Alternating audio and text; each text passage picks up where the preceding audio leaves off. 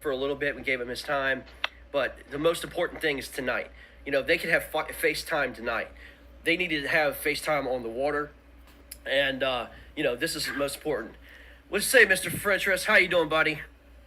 What's up, fellas? You're looking great. Mr. Benetti, how you doing, sir, with the cowboy hat? How you doing, guys? I'm beat. Man, you look it, man. Dude, guys. I lost my voice today. I was drinking, I didn't bring any ice, so I was drinking hot body armors. So closed up my throat on me. So I'm just getting my voice back now. Wow. Well, Matt, you don't look as beat up as him, man. Let me say, look, you look great tonight, Matt. I feel beat up. Let's just put this on the record. I feel beat up. It was rough today, but it was fun. It was stressful too, but it was fun.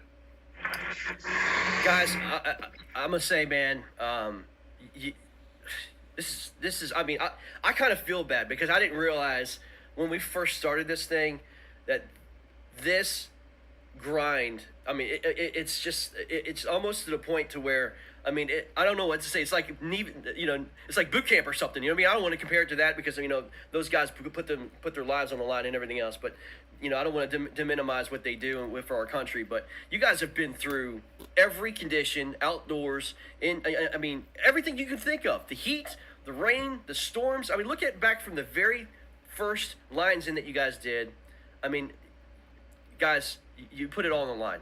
You and your families put it all on the line, for sure. Talk about the grind. Mr. Benetti, I want to hear from you first, sir. A lot of things went through my head leaving work. I had to base my decision where I was fishing on the baits that I have because I didn't have time to get to Bass Pro Shop. I didn't have time to get my tackle together. I left work. I didn't rush. I stopped. I got my coffee. I said, you know what? It's going to be a late start. It is what it is. Just make sure you got everything. Don't forget your identifier. Just make sure you got everything you need. I knew I'd have about 6 to 7 hours to get it done. When Frentress told me that he had a special spot picked out for me, I didn't realize he was going to be fishing a Bass Pro Shop fish tank today. Jesus Christ. Holy cow. I remember I looked at the board. I put up my first 3. I had the lead. Next time I looked, he's at 89. I'm like, 89? I'm like, I think that was like his best he had in the tournament. And then next time I look, it's 92. I'm like, oh, okay. And then it's at 95. I'm like, all right. I'm like, okay, he's fishing a hatchery today. This is great. Well, he called it, man. He called it. He told you it was going to happen last night, man. He said, look, man, he's coming out with everything he had. He said he was going to have his best day on the water yet, and showed out. I was sitting in awe of what he was doing and just saying, wow, I'm being embarrassed in the championship. I mean, he's straight up embarrassing me. And I at one point, I mean, I sat back. I closed my eyes. I rested a little bit. I got up in the reeds because the wind was blowing. I just tried to pull it together. And I said, just keep fishing. Just keep throwing. Just keep throwing. Keep fishing. Keep grinding. Maybe something will happen. I felt like there's been a higher power at work from the beginning. So I said, maybe, just maybe, something will happen. And as you guys seen, little by little, I chopped away. And we'll see. That's all you can do, man. You just gotta fight, and the fish will do the talking, man. I mean, and that's what it is, man. Matt, buddy, as I said, I know you're tired, man. I'm sure a lot of emotions are going through your mind. You started out on fire, man. We talked about you today, and you had a confidence that just was unbelievable today. And you came out firing, man, on all cylinders. And man, I tell you what, confidence breeds confidence. Confidence breeds confidence, man. And you look great today, man. You put some fatties on the board, man, and you put the hammer down on Conrad for sure. Oh man, it was tough though. I mean, we fished 20 hours in 2 days. Yeah. And I don't know if anybody's ever frog fished for 20 hours for 2 days, but I feel like I might have to have hand surgery after this is all said and done. You got carpal tunnel now, huh? Hey, if you're frog fishing for 20 hours and you're catching bigs like that, it sure does make it fun. Well, I'm gonna tell you, as I said, I mean, when we looked at it, I had to it was about, I think 11 o'clock. I had to just look at my eyes again because I think it was 94 inches to 67 or 87 inches, and I was just like, oh my gosh, what is going on here? Conrad, I mean, I thought for sure his whole water got blown out or whatever. But again, like he was talking about, slowly but surely, he was just coming up on you. And I'm sure you saw he was only 3/4 of an inch behind. What had to be going through your mind, man? Oh, man, I knew I talked to my wife, she's just encouraged me to keep going. And, I was beat down at that point, and I knew he was coming up behind me, and I kept grinding away, trying to upgrade. Just kept my head down, kept that frog in the water, and, see what happens. It was, it's going to be interesting. I know it's going to be close. So, I did my best. I left it all on the water. Not a single ounce of energy was left out there. I did everything I possibly could do. I'm not ashamed of whatever the outcome is. I'm not ashamed of what I did personally. So, and that's a great attitude. Both of you guys have that same mentality, man. And you know what? That is a mentality of a champion, no doubt. I mean, that's all you can do is just leave it out on the table, no matter what, man. And guys, you have so much to be proud of. Todd, let's get your views on what happened with the championship today, and what your thoughts were throughout the day.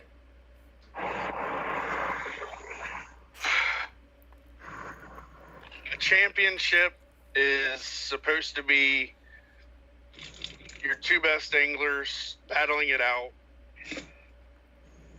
giving it all they got, and that's what we got today. It was a treat.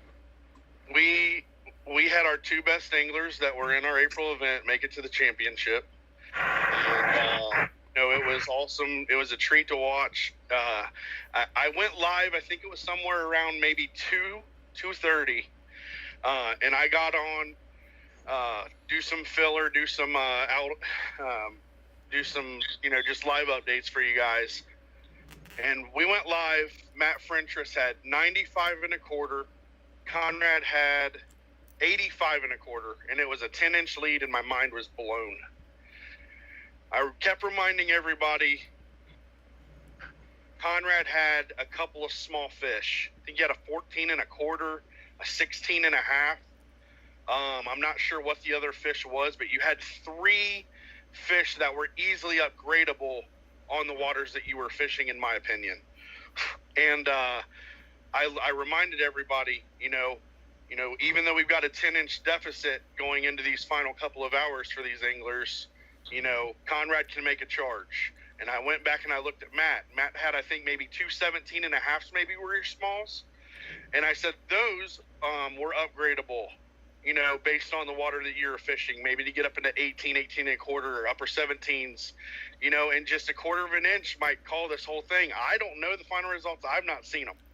I'm nervous for both of you guys. I might be more nervous than you all. But it's been awesome to talk to you guys, get to know you guys on a deeper level. It's been a treat for KBBT, for our very first championship, to have these two guys. And we couldn't be happier for that. Greg, I think that you would agree. Marcus, I think you would agree. Ecstatic. These guys represent their towns, their states, their families, their churches, their jobs with the utmost of integrity. And you guys were awesome sports, and I'm looking forward to seeing how this all works out. Marcus, what do you say, man? You had the opportunity to broadcast these guys throughout the entire event.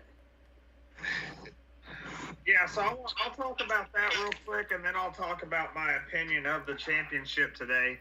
I just want to say to both of you guys, I'll start with Matt. Matt, buddy, I've known you for years, you and your wife. A lot of you people might not know that.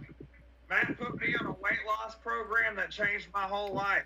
They supported me like none other. We weren't just a kayak, on the same kayak team. We've been friends for a long time. We've shared tons of hours of phone calls. And him and his wife and his family share a very special place in my heart. Conrad, I didn't get to know you before this tournament. However, through the smack talk, through everything I said, our private conversations on the back end were nothing but respect all the way through. And you are quite the character. I very much appreciate all the stories I get to hear, you know, especially that Mr. Kennan has of you that I never got to experience. I love being able to broadcast both of you as friends. And when all this is over, you both completely earned every bit of my respect if you didn't already have it.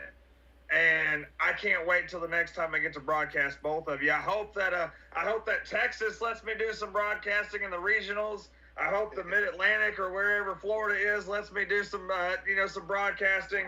I can't wait to have you guys on camera again. And as far as the championship goes, I didn't watch any leaderboards today after I flipped my kayak. However, I did check a fish, and I said, I'll just go ahead and look at it. And I was like, what is going on? Honestly, I thought that Conrad had lost service until I seen that he had posted a fish just a minute ago. And then I got told there were some changes. So I'm going to leave that as it is, but I just wanted to let you guys both know from the bottom of my heart, I have enjoyed this whole walkthrough of, what's it been, 6 weeks, 5 years? I don't know what it's been at this point, but I've enjoyed every moment. It feels like 5 years. Yeah, it's been long, guys. Well, guys, let's just get right down to it. You guys ready for this? Say something to Matt real quick. Yeah. When it first started, after the first week, I think he put up 60 inches. I said, this guy's got no business being in this thing from here on out. And then he won the second week. And then he won the third week. And then he took on Pepin.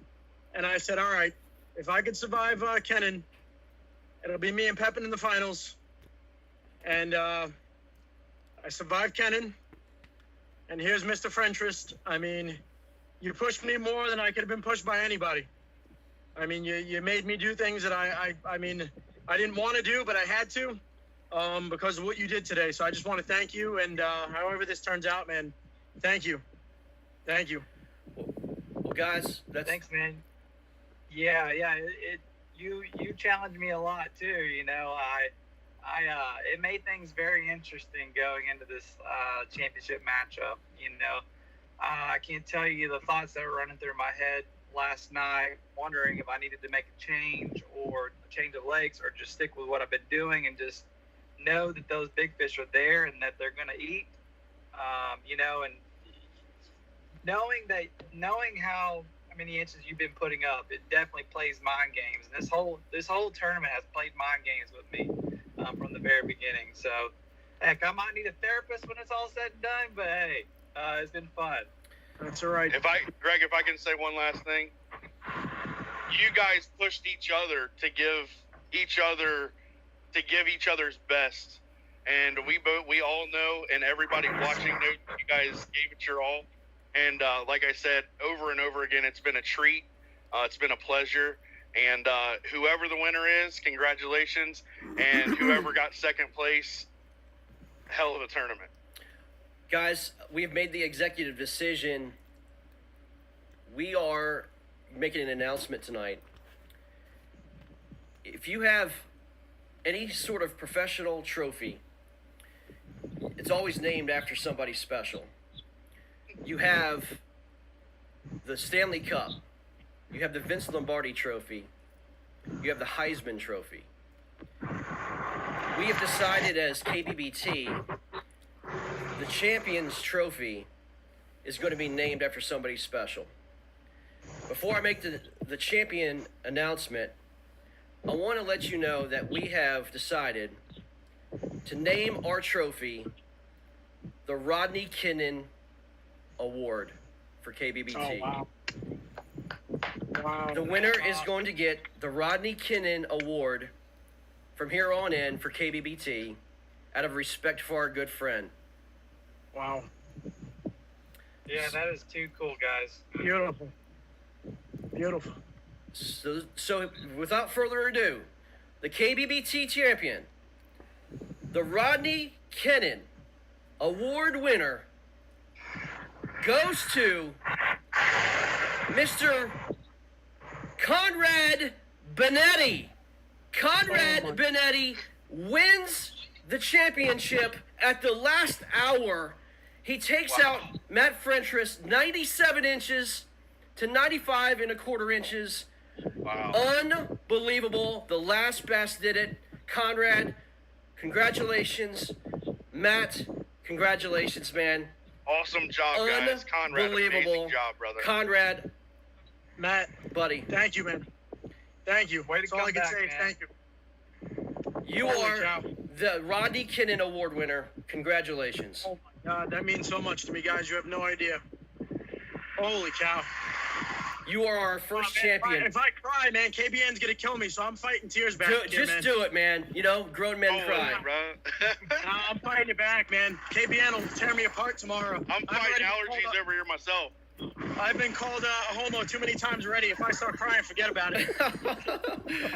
Well, listen, Matt, I'm going to talk to you, man. Listen, dude, I mean, I don't even know what to say. I mean, look, I mean, you couldn't have done any better than what you did. You did it exactly. You laid it all in line. Conrad just came in. He had a last-minute bite or last-hour bite. He had that one fish. I will tell you this. Conrad called me today, and he was nervous, and he was, I mean, literally just beside himself. He said when he put that 22 on the board, there was he lost a 20, I think it was 20 or 21 inch right behind it at the kayak that would have put him in the lead. And he was scrambling. You pushed him to the very end, and it was a last-hour miracle that Conrad put the last fish on the board. Unbelievable. Yeah, congrats to Conrad for real. It was a very challenging matchup today, and man, I fished till the last minute trying to upgrade that last fish, and I caught 4 more fish in that last little bit of time, but not any of them were upgrades. You know, I think I had to cull a 17 and a quarter. I caught 2 17 and a quarters, and then 17. Just nothing that would get me over the hump.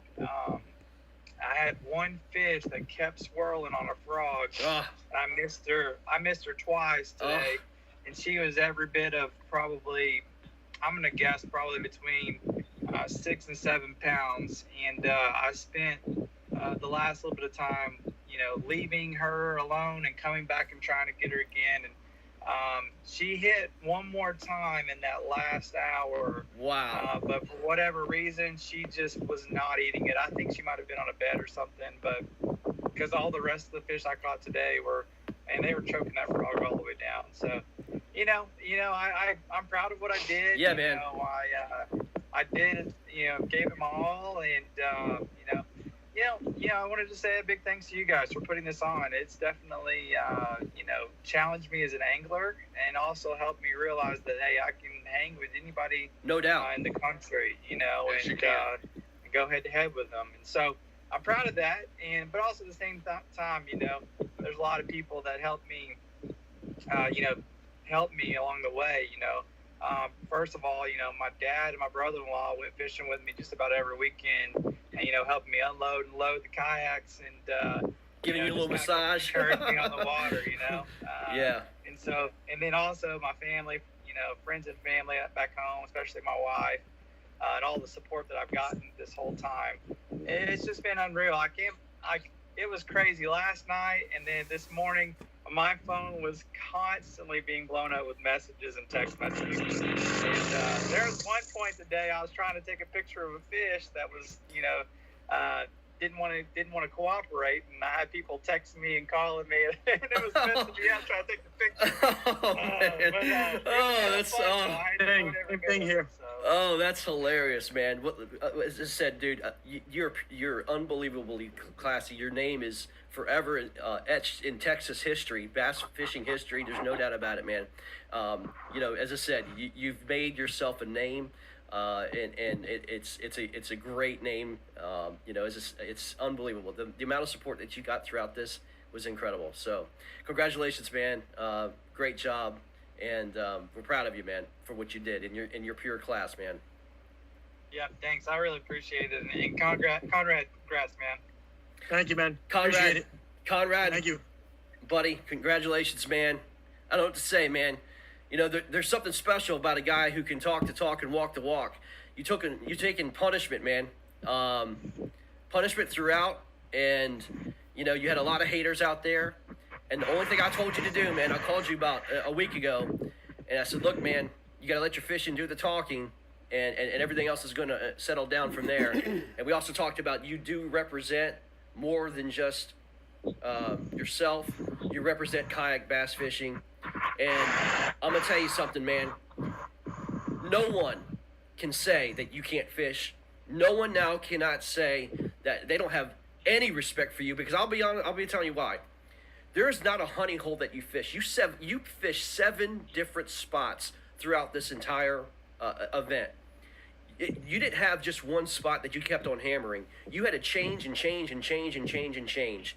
And you fished your butt off, and you're a champion because of your grit, because of your stamina, and because of your mental game. I mean, that's what makes a champion. You have a heart of a lion, man. It's unbelievable. Congratulations. Thank you. I thank you guys. To give you a little insight, what happened in the last hour, I went through about 60 dinks, and I was making my way back. So I said, I've been doing the same thing for the last weeks. I said, I went through 60 dinks. I said, let me downsize to a smaller bait, because I just cleared out all the dinks. I said, I cleared them out. Anything that bites now should be the fish I need. So I put it on my spin pole, which I normally don't do because the wind was blowing. I think you guys seen the video. It was blowing at like 30 in my face. I said, if I use this small Gambler Easy Swimmer, I'm going to be getting backlash like crazy. So I put it on my medium heavy spinning outfit, which I knew would be a problem because setting the hook on it, I will have some lost fish. I got 2 bites. I lost both of them. I stuck with it. I knew I needed that one more bite. And I said, if I get that bite, I'm going to set the hook like I've never set it before. And I stood up in my kayak. I made the cast. I slow rolled it right through the hydrilla. I got that thump, and I just reeled down. I got it low to the water, and when I came up and set the hook, she wasn't coming unglued. And it was that 1875 with, what was it, 440 when I uploaded that? Yes, sir. That's right. So I didn't know if it was going to be enough, but that's what did it, man. That's what did it, man. My God. But let me let you guys go, man. You guys got a show to do. Yeah, I just got a message from unbelievable. I just got a message from Rodney Kinnan. He's crying. So, hey, you'll forever be linked together as the Rodney Kinnan Award winner. I thought that would be a great awesome. thing to Me do. and that guy have a history. Yes. The last year, he told you about it. Yeah. You know, I thought about him a lot out there today. I thought about my kids at one point when I was down so much. I started thinking about my kids and telling them that, you know, I came up a little short, you know, because I had myself losing. I didn't have myself making that comeback. And then all of a sudden I just said, nah, no way. You better give it everything you got. And, you know, this story needed a good ending, and geez, it got it. It was very dramatic, man. It was incredible. In the preview show, where Greg showed the cut from the film where the kid wanted to give up and who kept getting pushed. My comment was make sure you give your all, because you never know when it's your last chance. That's it, man. I don't know if I'll ever be in this championship again. This was a grind. So I said, I better make, you know, this, I might never see this again. This isn't as easy as everybody thinks it is. This is craziness what this is. You can see by the hammers that have been getting knocked out every week. Yep. This is a different ball game. So hopefully jump on board and go for the ride, man. It'll change your life. Yes, sir, fun, man. Well, Conrad, we're proud of you. We know you got to get up at midnight and go to work, man. But man, you're gonna sleep well tonight. He's got energy now. Yeah, thank you. Oh yeah. Hey, and one more thing to the guy I face next week. Please beat me, please. I'm tired, man. Please, I'm gonna lop your head off this week. I'm gonna do all sorts of stuff. Beat me, please beat me. Oh my God. Oh my God. Well, Conrad, congratulations, good night, buddy. fellas. Thank you. Sleep easy, man. Patrick, be good, fellas. Take care, man. Thank you. Wow. Does that bring back memories or what? Very first championship we had. Hello! How's everybody doing? Man, thanks for jumping on board. We're going to celebrate, 2020. And that was our very first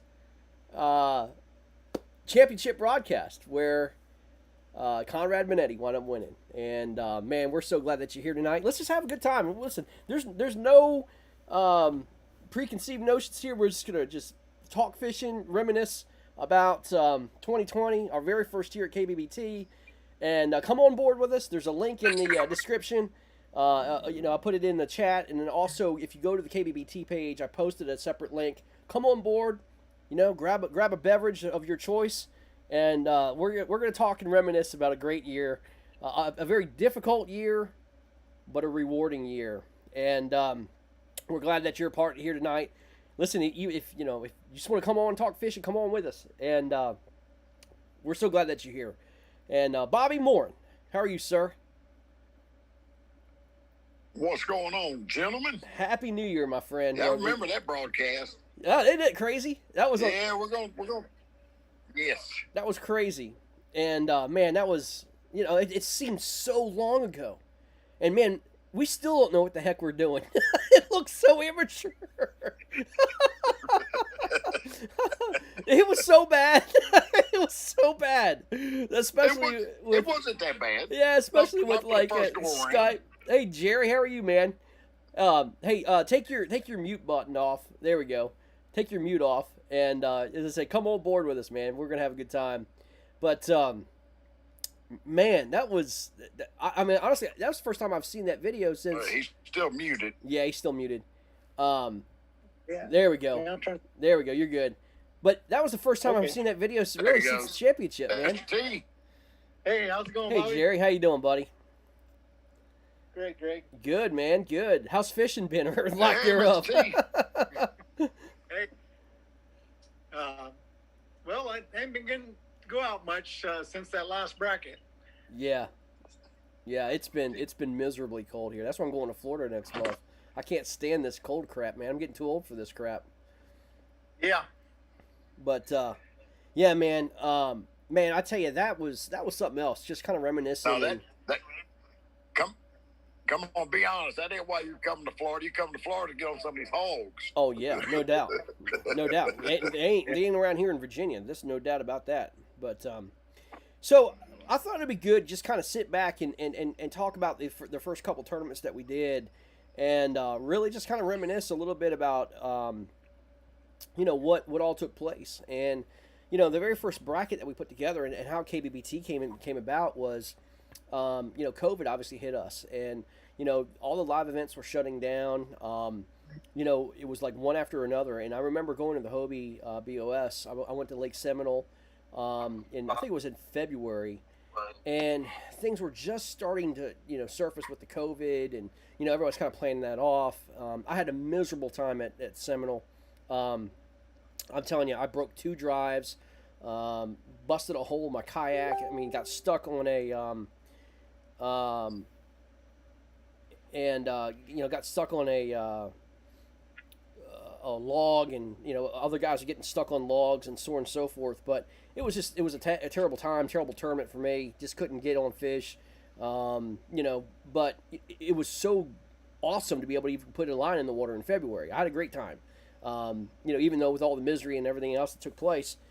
And then went there, went home, and went back down to North Carolina for the Hobie event at Lake Norman, and that's when really COVID started really popping its head, and there was some fears about what was really going on. And I remember being in a room with about 100 or so guys, for the pre-tournament inspections and registration. And man, it just didn't feel right, man. I mean, it was just like everybody was on edge, but you didn't know what to think, and it didn't have the mask requirements and all that stuff that we've got now. But it was just one of those things. It was just kind of weird. But shortly after that tournament, obviously the nations just start shutting down, and man, it sucked because I had a schedule, really lined out about what I wanted to do when it come to fishing, and man, everything just shut down. But at that time, you got to remember, in March was March Madness. We didn't have NCAA brackets. We didn't have sports. Everything was shutting down. The Masters was canceled. Baseball was canceled. I mean, everything that you look forward to in the spring was just shutting down. Then Chad got on Chad got on there and announced that we're shutting down or stopping the national championship, which was huge. He was shutting down the national championship, which took everybody by surprise, and I think that kind of led the dominoes to, with Hobie canceling, and then you had Bass come in and cancel, and then KBS started canceling all their live events and everything else, and but I still had this drive to go fish, and man, I just kind of put two and two together. I really missed March Madness. And then we just started. I put this post on KBN and said, "Hey, look, what would you guys think about doing a, March Madness style bracket, and you guys fish your own waters, and then we just compete nationwide." And then, that thing just kind of like, people were like, yeah. I mean, everybody was positive about it, but it was just a matter of trying to get it coordinated. And so I kind of took it upon myself to put the brackets together, and one thing led to another. Man, I think we had that bracket filled up in literally a day and a half. It was insanity on how quickly that thing loaded up. And the very first bracket was something to remember.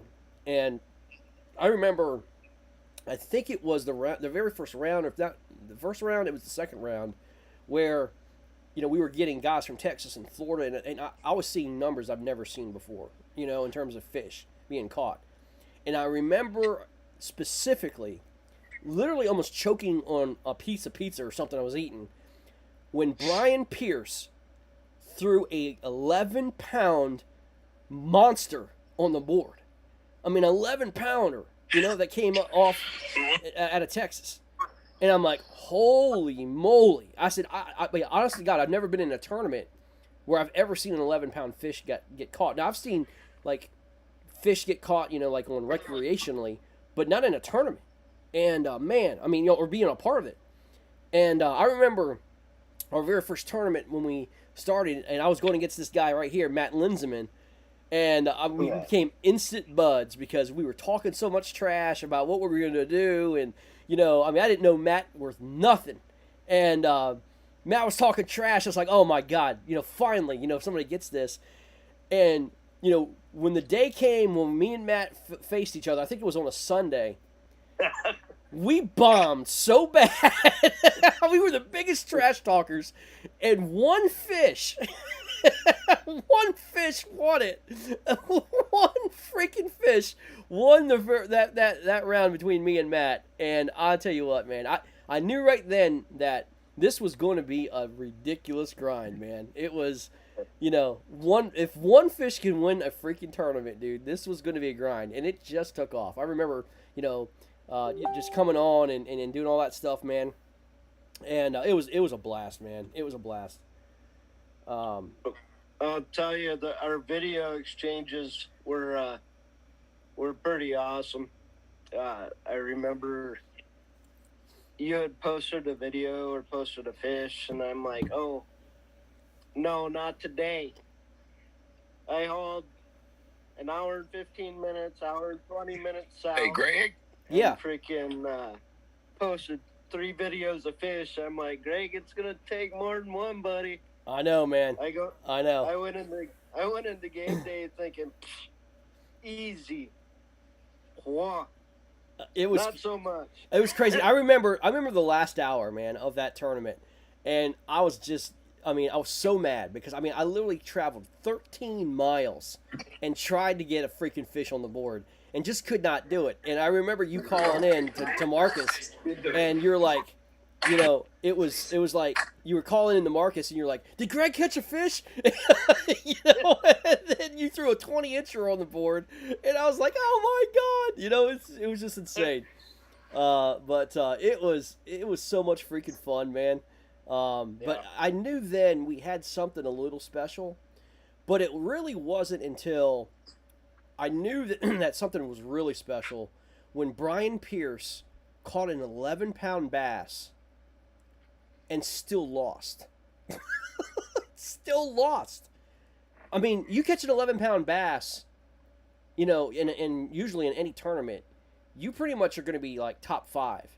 Brian got knocked out that tournament day, and his buddy, I think Hayden, wound up winning it, his round. But what was cool is, you know, it started to develop something in terms of, you know, being, you know, broadcasting and bringing fishing to it and bringing all the personalities to it. Because to be honest with you, all we heard, you know, and all we saw was like the top 10 guys, the top 20 guys, and it was like going back and forth, and they were trying to, you know, and they were just all the, you know, all the attention was driven to the live event guys, and it was, you know, and rightfully so, because I mean, these guys are hammers and they deserve the attention.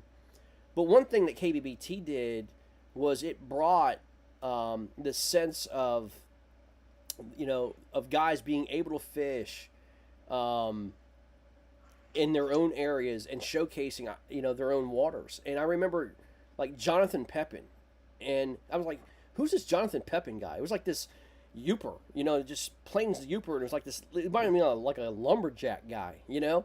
And here this guy is like this mythical creature going against Eric Siddiqui, and I'm like, this guy doesn't have a freaking chance. Like smallmouth fishing? Are you kidding me? And Eric was down somewhere down south, and I'm like, oh, this guy's gonna get waxed. And next thing you know, Jonathan Pepin beats Eric Siddiqui in the Sweet 16, and I'm like, what just happened with smallmouth fishing? And I knew nothing about smallmouths in the UP. And all of a sudden, people started paying attention, and then Pepin wins the next round, and you know, he's in the final 4, and I'm like, man, he's showcasing all these freaking, you know, smallmouths. And I was like, man, I need to get up there, you know? It was crazy. And then, you know, I'm gonna go over this something real quick. You gotta see, I'm gonna sort of reminisce these names here real quick. So here was the Elite 8 in that tournament. Conrad Benetti in that round, in the Elite 8 round, Conrad, you caught 103.25 inches that round. Wow. Incredible. Rodney Kinnan caught 93.5 inches. You were a full 10 inches ahead of the entire field. Matt Frentress had 91 inches. John Pepin had 90 inches. Marty Hughes was there at 87. Marcus was there at 87. Patrick Pooty Tharp was there at 82. And then Daniel Perry, who I think, Conrad, you faced that round, had 72.5 inches. But, man, that was quite an Elite 8. The very first Elite 8, man. That was pretty incredible. And we just kind of saw, you know, the championship round there. And, man, I mean, Conrad, I got to hear your. I mean, it's been almost a year now. You know, I don't know if you got a chance to see that that video, but I mean, looking back at that, man, what's your thoughts about that first championship? Hey, Jason, how you doing, buddy? Oh, I just got on the water while I've been listening. Cool, man. One cast, you got to see it. I don't know if you can see that, but let me. Just got on the water. When are you not? When are you not on the water? That's a valid point, Bobby. Yeah. I can't see it, Jason. Leave it in there 6 times just now. Leave it in there like a couple of times ago.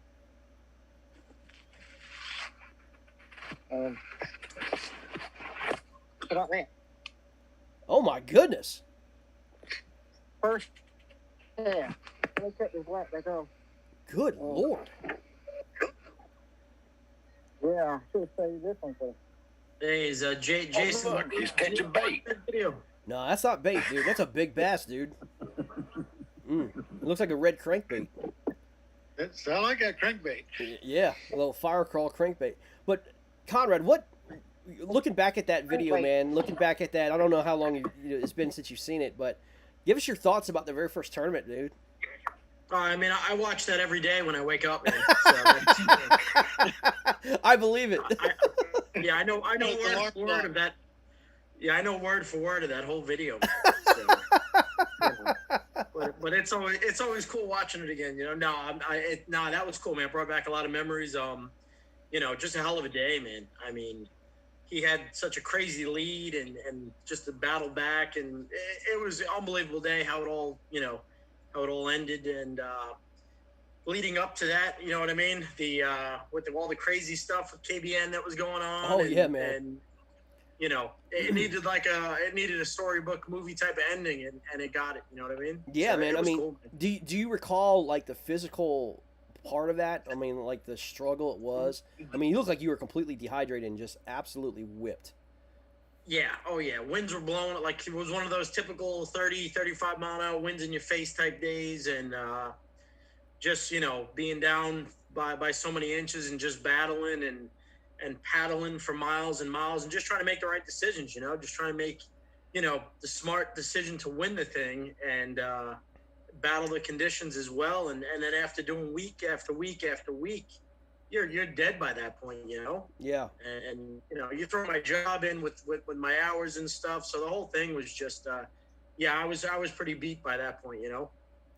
So this was the first tournament, man, that we put together. I mean, what was your thoughts when you first went into it, man? I mean, it's like, you know, for me putting it together, I see one, you know, the one side of it, but as a competitor and angler, I mean, what were your thoughts about? I mean, it was just kind of like, okay, this is going to be something weird, or I mean, you know, but I think it was something that was kind of needed at the time, right? I mean, it was just something that would just facilitated this urge to compete. I mean, to be honest with you, I've never heard of Conrad Benetti until that tournament, you know? Right. No, yeah, I mean, I jumped on like last year in June of July. I just started doing KBF. So, you know, I was fairly new to everything, but I jumped on pretty quick. I came on, you know, I came on with a bang as far as, you know, the state monthlies and stuff. My name was up there with Kasparic and Woodring and, you know, I don't think Bobby Big Gun was kind of in it yet. Sherman Bishop, Doug Wilson wasn't really doing too much at that point. Right. You know, Doug Wilson kind of came on, you know, the last like year. Doug Wilson's like stepped it up to, he's like a mythical creature now, Doug Wilson. Oh my gosh. He's like, Yeah, I didn't start fishing until February, so I definitely wasn't in it. right. Yeah. So, you know, those guys, like I said, it was mainly Matthew Kasparic, Woodring, Brandon Haney. I mean, it was Danny Gann. It was all the same names. So I jumped on and you know, within like my second month, I was kind of up there with them guys, putting up like 117 inches, 119 inches. And, you know, so I got known in Florida pretty fast. And then, you know, when that came out with the bracket, it was, you know, I thought it was just a great idea, man. You know, 1v1 on your own waters, and then you could travel wherever you want to go. Yeah. That was just a recipe for, you know, and then when we got a few names in it, you got the Siddiquis, you got the Christine Fisher to join. Now, all of a sudden, that really gave it, you know, it legitimized the what you were doing. You know what I mean? Yeah. No, it wasn't just Joe Schmo from anywhere. It was the top in the game. You know, that were jumping in. So yeah. Now, it was a great mixture, great recipe. Well, one thing I think was cool, man. It was like the anglers were the stars. You know, it wasn't the name on the check. You know what I mean? It was all about the anglers, man. And I remember, I mean, honestly, listen, I remember the day I fished against Matt Linseman. It's something I'll never forget. And Jason O'Brien was being interviewed because he was on Saturday and he got beat. And he wanted to talk about the tournament. And I listened to Jason O'Brien talk for like an hour and a half about his experience during the tournament. And I was so super stoked, you know? And then, you know, Marcus calls me and I'm in this freaking pad field and I'm like, oh my God, now's my time to shine. I'm like, okay, it's like, you know, according to Bass Forecast, it's getting ready to happen. And I knew for a fact I was going to catch a pig and just throw it right in Matt Linsman's face on air. You know, I was like, this is going to be just phenomenal. And dude, I struck out everywhere I went, man. I could not find a freaking bass to save my life. And man, I was so pissed off, man, because it was like embarrassing. You know what I mean? Because here I am, you know, putting this whole nationwide tournament together, and I can't catch a damn fish to save my life, you know. But it was so cool because it was like, man, I'm getting to know so many people like real quick. You know what I mean? And I can't tell you, man, dude, this tournament style has brought so many people this year together, man. I mean, it's been incredible, man. It's been incredible. The friendships that were gathered through this format is second to none, man. I'm sorry. Yeah, no, we noticed that pretty quick. You know, I think I wasn't, as my schedule, it was kind of hard for me, but from the outside looking in, I watched a lot of those guys just come together and gel and meet up and go places together. And yeah, it was cool to watch, man. It was fun to watch, like a family develop, Yeah. and sharing and just going out to have a beer and stuff. It was cool, man. It was cool. Yeah, no doubt, no doubt. And dude, we had, I think if I remember correctly, it was like something like in the 50,000 range in terms of how many people watched that championship in one form or another. It was unbelievable how many people were doing it. And Matt French's church was watching. I mean, his whole community was watching. It was like Texas versus Florida. It was good guy versus bad guy. And like Right. you're talking about KBN, like I was listening, like you're getting all bashed about homos and everything else on KBN, and Oh, just I heard getting everything, crushed. man. I heard everything. It was crazy. I had the Ben Stiller face thrown on my photoshopped onto me from remember Blue Steel? What was it?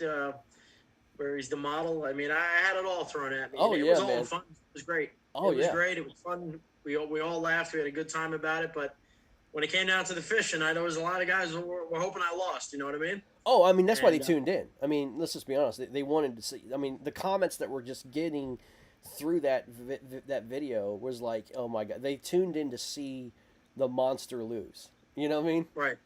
And Yeah, I don't know, but then when you went on, there was a lot of guys rooting for me as well that Oh, you sure. didn't think were rooting for me, but at the same time, there they are, like oh my God, he's doing it, he's making a comeback, and they were getting excited about it. So yeah, no doubt. it was cool, man.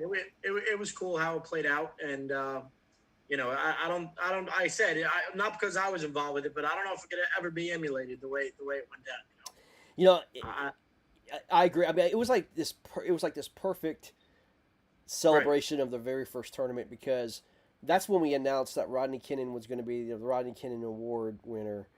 Right. Award, and to get him, he called me after that, and he just broke down crying, and it was just perfect. You know what I mean? It was a perfect night. definitely.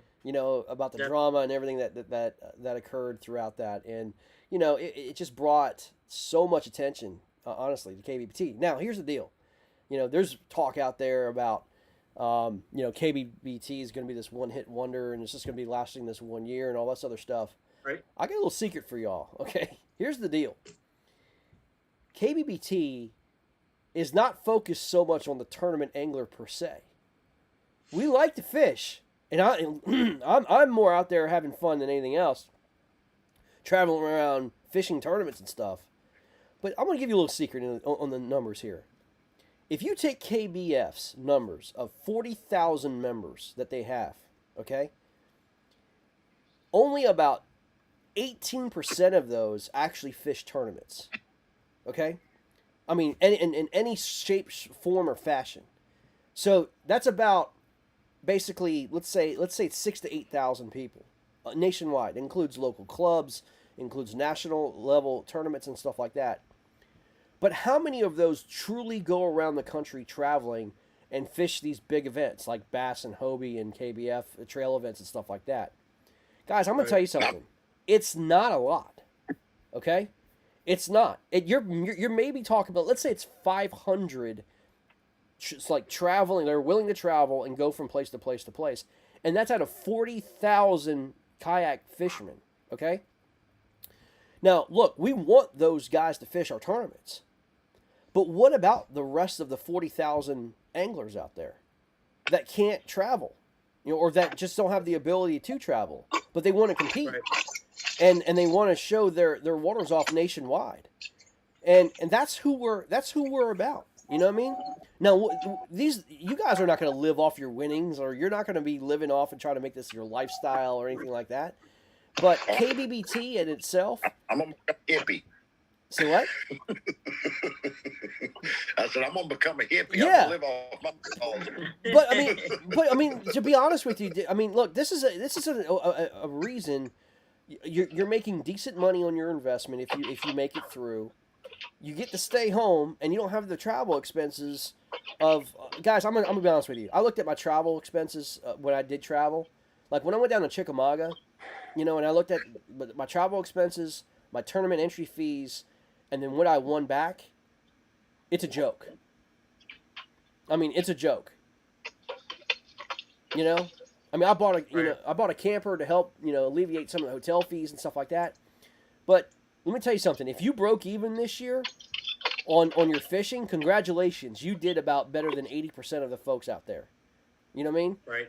But 100%. yeah, I mean, yeah. So I mean, again, You got to do it for the love of the sport. you're doing it for the love of the sport. There's no doubt about it. Oh yeah, yeah, no doubt about it. Well, Marcus, hello. Hey guys, by the way, What's up? guys, listen, if you want to get on, there's the link. It's in the description. There's also a link in the post. More than welcome, come on and join us tonight, man. Have fun. We're just sitting around talking fishing and kind of reminiscing about 2020 and just talking fishing. So, but Marcus, what was your thoughts? I can remember Go ahead. I can remember my most memorable ones. That was the relocation I done from North Florida down to Kenansville, that 536 miles. Oh, And me and Danny Gann actually ended up pulling off the win that day. yeah. And then my other one was getting knocked out of the boat by that alligator. That was crazy. That was crazy. Marcus, so let me give you a little bit behind the scenes behind KBBT, okay? So when we first started, Marcus, called me up and we did like an angler profile, and I just tried to I saw this angler from Arkansas I knew nothing about, and he's like, I was like, I want to do a little write up on you, and I think he was like the 14th seed in the bracket. He just got chosen that way. It was just a completely random deal, and we were just kind of writing him up about who he is and where he was and all this other stuff, and he goes, hey man, who's gonna do your broadcast tomorrow while you fish? I'm like, I have no clue, man, dude. I'm be honest, I don't think we're gonna be able to do a broadcast. He goes, well, I'm gonna volunteer. I said, okay. I said, dude, I don't care who does it, man, and I said, but dude, I gotta train you how to put this whole broadcast together. And he goes, all right. He goes, well, I'll be home at 6 o'clock and we'll kind of go through this thing.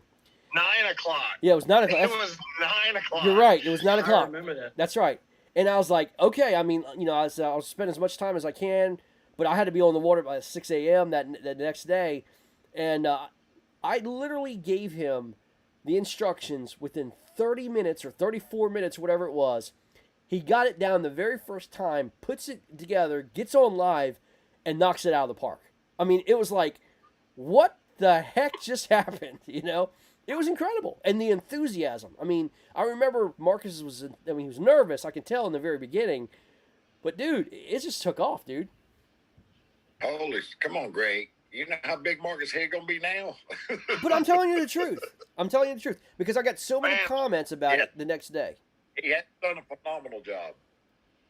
And not only that, I actually was lucky enough to be the first angler that ever came on camera with KBBT. That's the right. First day, the first angler, and then got to become a broadcaster, and then led up to, and I mean, that actually led into me and Greg talking almost every single day since then.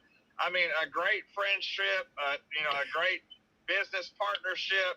I mean, it has been phenomenal. It extended family is what it did, and but he's completely right. I mean, it was 10 o'clock his time. He's like, I need to run through this. I said, give me the basics. By 9:30 my time, he was like fading. I said, I got it. Go to bed.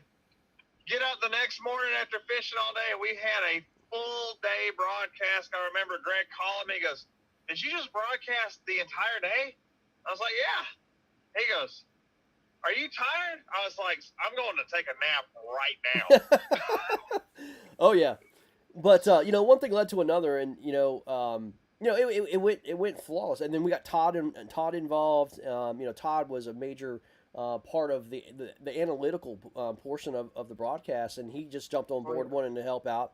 And he still brings a ton of information and numbers, and I think he runs a good broadcast too. But I'll be honest with you, behind the scenes, guys, y'all don't know. I mean, the knockout dragout fights that we have, man. Me and Marcus. I mean, we've about come to blows a couple times, man. Listen, I remember we had we had a situation occur about a sponsor. I'm telling you what, I was about ready to go down to Arkansas and whip his ass. Well, I actually had to man up and call him back and be like, "Look, dude, are we good?" We yelled at each other for 45 minutes. Oh yeah, yeah. I mean, it was crazy. I mean, I was livid. Oh. But I had to see his side of it and everything else. And it's just one of those things that it was things were getting ready to turn in terms of the business. But I remember, man, I was like, dude, I'm just like, it was crazy. It was crazy, but it was a lot of fun. I had to sit back and realize at the end of the day, it was Greg's baby. But to be fair, we did put two very headstrong individuals at completely opposite corners. Yeah. Oh, no doubt, no doubt. But I mean, there's a lot behind the scenes stuff. We bounce off each other, and there's some things that short term gain does not necessarily mean long term success. You know what I'm saying? And so we want the same. They should see the memes. Oh, the meme share. Yeah, and then we got pro at meme sharing. Yeah. Oh no, there's no doubt about it.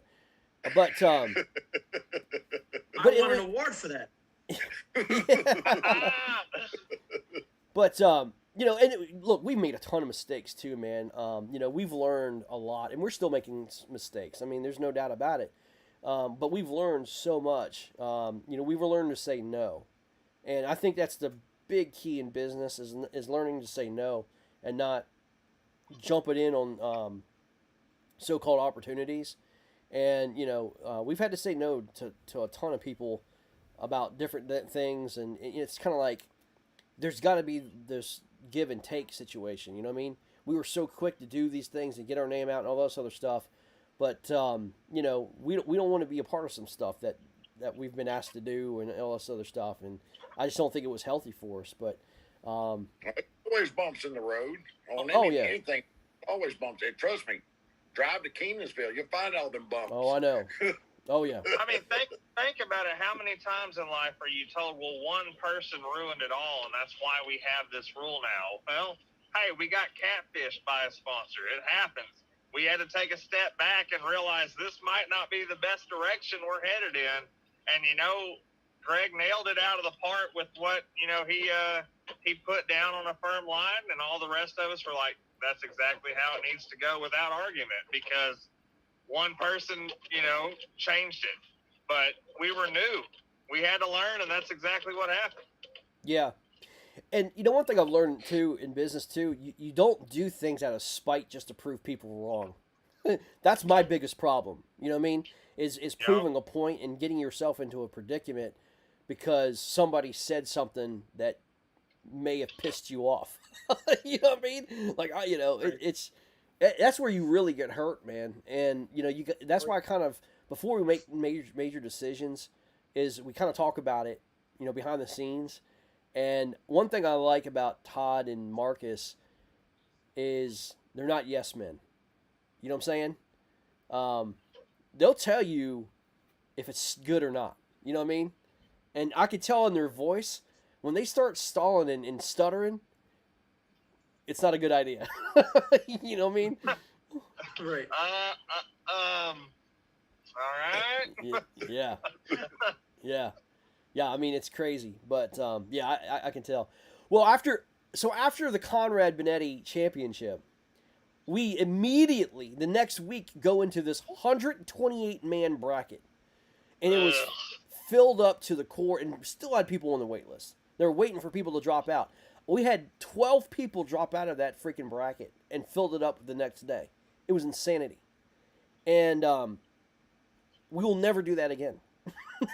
We will never do that again. Please, and thank you. And the reason being is because it wasn't fair to all the participants who participated in that bracket because there's no way we could get to 128 people. I mean, the whole point of the bracket is to be able to showcase who they are. And, I mean, honestly, there's names that I see on my Facebook. I'm like, did they fish with us, or I can't remember if they fished with us or not. And come to find out they were part of that 128 man bracket, and I'm like, oh my god, I felt bad because I didn't know, it was just that first round. You're cutting 64 people, and it was crazy. But the Elite Eight, listen to this. This is the Elite Eight numbers that went into that bracket. And that was in May. So Jeremy Baker led the field in the Elite Eight from Michigan at 100 inches with smallmouths on St. Clair. Doug Wilson was second at 98 inches. Jeremy Baker and Doug Wilson were in the championship, that 128 man bracket. Silas Garrett was at 94.75. Eric Polenz was at 94. Jordan Westerman, which we didn't even know who the hell they were, out of Iowa, came in at 89. Jeremy Brandis, again from Iowa, was there. He was at 77.5. And Torrey Webb from Virginia was at 71.7 or 5 inches, and he got bounced out that Elite Eight. But again, that was one of those deals that Jeremy Baker and Doug Wilson faced each other, and Doug just took freaking Jeremy to town and just birthed this champion and just this legend of Doug Wilson.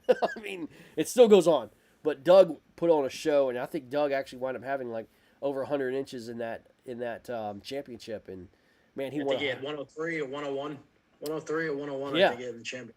And I remember Jeremy. To be fair, he was so frustrated because, it was windy. It was terrible conditions for him. The bass were not on the spawning beds at that time, and he was just struggling. He was so super frustrated, and we couldn't get a hold of him. I remember we didn't have really a championship broadcast because we couldn't get a hold of Doug, and we couldn't get a hold of Jeremy, and we basically just went black that entire day, and we just posted the winner. So it was crazy, man. But Doug, came out of nowhere and won that freaking thing. And Doug won it. I think in the Sweet 16, he took on Will Brewer and wound up putting up 59 inches in that round, and beat Will. Fish. Yeah. Yeah.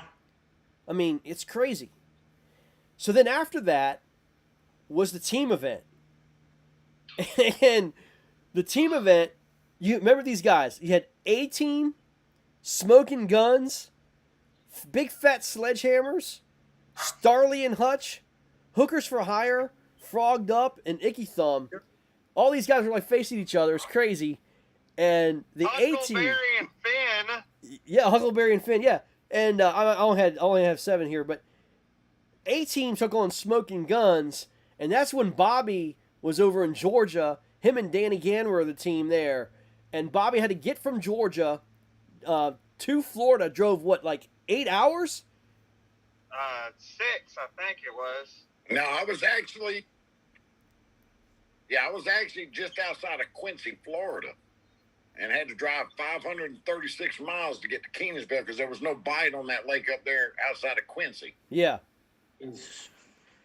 It's crazy. Out And there with 2 hours to go and caught a 25 and a half. No. That's when I caught that 24 and a quarter. I think it was a 19.75 and an 18 in less than 2 hours. wow. Well, that weekend, A-Team put up 200 inches. Yeah. They were on a roll, man. They were crushing people, man. That was crazy. Unbelievable. I remember Frogged Up, the week before, put on a show. They had 192 inches or something like that. That was Tim and Silas. And, man, it was crazy. But A-Team that weekend had 200 inches and beat Smoking Guns pretty handily in the championship. But Bobby, what do you remember of that team tournament? That was pretty neat. Yeah, we had a lot of fun. I thoroughly enjoyed it. I'm glad we're doing it again this year. Yeah, that was fun. So then after that, we wound up doing a 4-man team relay. That was fun. Now, that was a one-day event. That was a one-day. Goddamn Rodney Kennan. Goddamn. Guy never doesn't catch like a 20-something inch fish, and that day he decides to not catch a 20-something inch fish. So that we probably win. yeah, that Hey, there was only 2 people in the entire competition that put up 2 20-inchers. Yeah. Yep. That Me was and you, right? me and Benetti. Yeah. So that was a pretty interesting competition, man, because it was 4 anglers, and then each angler had 2 hours to go out there and put up whatever they could, and then they have to hand over the next hours over to your teammate. And but you could not fish. What was interesting about it is you could only have one teammate from the same state, and so that brought a lot of different play to it, and it was very strategic because you had some guys that had an early morning bite that really wanted it, and then you had some guys that their bite didn't pick up until the afternoon or whatever. You had to really play that chess match, and whoop some bass wound up winning at 91.25 inches, and No, we won it. no, I'm sorry. Yeah, I'm sorry, guys. These are the teams. You're right. It was let's see. Legacy Bound. Legacy Bound. That's exactly right. Legacy Bound wound up winning that, and let's see who. It's me, Bobby, Derek, and Doc. Yes. Yep. There you go. There you go. That's it. Sorry, guys. I have this just a list of teams, but yeah, and I remember it was some freaking awesome teams. It wasn't like Boats and Hobies in this and all that stuff. So that was a freaking Boats and Hobies. Boats and Hobies. That's funny. It was hilarious. Gonna have to get with Marcus and Derek and Doc again, and we're gonna have to defend that again this year. That was a lot of fun. We're Man. definitely gonna try to do that this year. Can I put something on this event, because I thoroughly enjoyed this event. Sure. We had it planned out. Of course we're worried about Conrad Benetti and Rodney Kennan and family, but we had our crew planned out to our strengths, and we knew Doc Acosta was going to have the hardest time because of the day that he went. Well, we talked about it so many times how much pressure it was. We get out on the body of water, and who else but I got Matt Frentress side by side with me in the same spot fishing the same time. And before I can even get one fish, he's already got 2 over 17. So I start scrambling, and the next thing you know, that old flute trick, busts out a 21 and a half or 21 and a quarter, I think, and another 20 follows not too long after that. Of course, we go into the second stage leading, and everyone's fired up. Well, the second stage was Doc, and Doc really struggled because that sun came out, wasn't able to put up another 50 inchers, so we're freaking out. And, at the same time, since we had Central and Eastern guys, Derek Brundle came in before Doc's time was completely over and was lucky enough to throw up a 20. And at the very end, we're so close to losing. It's coming down to Bobby Moore, and all he needs is one upgrade, and he catches it with like 20 minutes to go. And I'm at the middle of a fantasy football draft, and I just start screaming my head off out of nowhere. And they're like, "What is wrong with you?" And I'm like, "Well, it sure as hell wasn't my pick last round." It was such a well put together event that that's got to be the funnest tournament style event I have ever fished in my life. Yeah, it was right. It was a lot of fun, and you know what, man? It was one of those things because when you fish individually, it was kind of like, okay, you let yourself down, blah blah blah. But dude, I was fishing for like Tommy, I was fishing for Jordan, I was fishing for Will, and it meant everything to me to try to catch that damn fish. And I didn't care about myself. I wanted to do it for my teammates, man. It's a different world, man. When you put that kind of pressure on you, you have 2 hours. Your 2 hour bite window, man, and you're like, man, I missed so many monsters, man, off a freaking buzz bait in the grass, dude. I was so mad. I had one pinned, and I don't know how it got off, but it just wasn't meant to be for me, man. Oh, Greg called me screaming, "F these fish, F this lake, F it all!" And I'm like, "What's going on?" that same conversation happened 3 times. I was so mad. I wasn't, man, because I had a button. I had one button. It was a monster. And to be able, because I had like the 12-3 time frame or 12-2 time frame, and Yeah, that was mine. yeah, and I was like, I was fishing with Conrad, right? That same time frame, and man, it was brutal. God, it was brutal. But that was a lot of fun. And then after that team event, we had the national qualifier 1, and that was, I believe, in August is when it started. And July, you're right. You was exactly, that's right. Yeah. And the Elite 8 on that one was Kyle Zemke led the board at 95.25. Then Marcus Coates, 94.5. David Brook at 85.75. Mason Good was there at 83.5. Derek Brundle at 82, and then Jerry T at 80. John Warchall and Nick Berlin. And so these all obviously all Sweet 16 qualified into the national championship. But man, that was a heck of an Elite 8. And then of course in the championship was Marcus and Mason. They went at it, man. And Marcus wound up pulling out the victory, man. And I remember that night, man. That was quite a night. And I remember getting Marcus's entire family on air and watching his entire family celebrate with him, man. It's a memory I'll never, ever forget. It was incredible. I mean, it was unreal. I mean, I had to pull over on the side of the road, and I'm sitting here crying like a baby because, I mean, my entire family, friends, I remember the wording that Matt Frentress got on there and said, and I mean, I couldn't hold it back. And then I get home, and there's a freaking like 3-mile block party as soon as I pull in at like 10 o'clock at night, and they got both sides of the entire loop, just banners, signs, music blaring. All I do is win. I mean, they got it all. It was an all-out freaking block party. And I already had the trophies ordered because I took care of the trophy. So I got to hold up the first place trophy that night. And I still have the banner.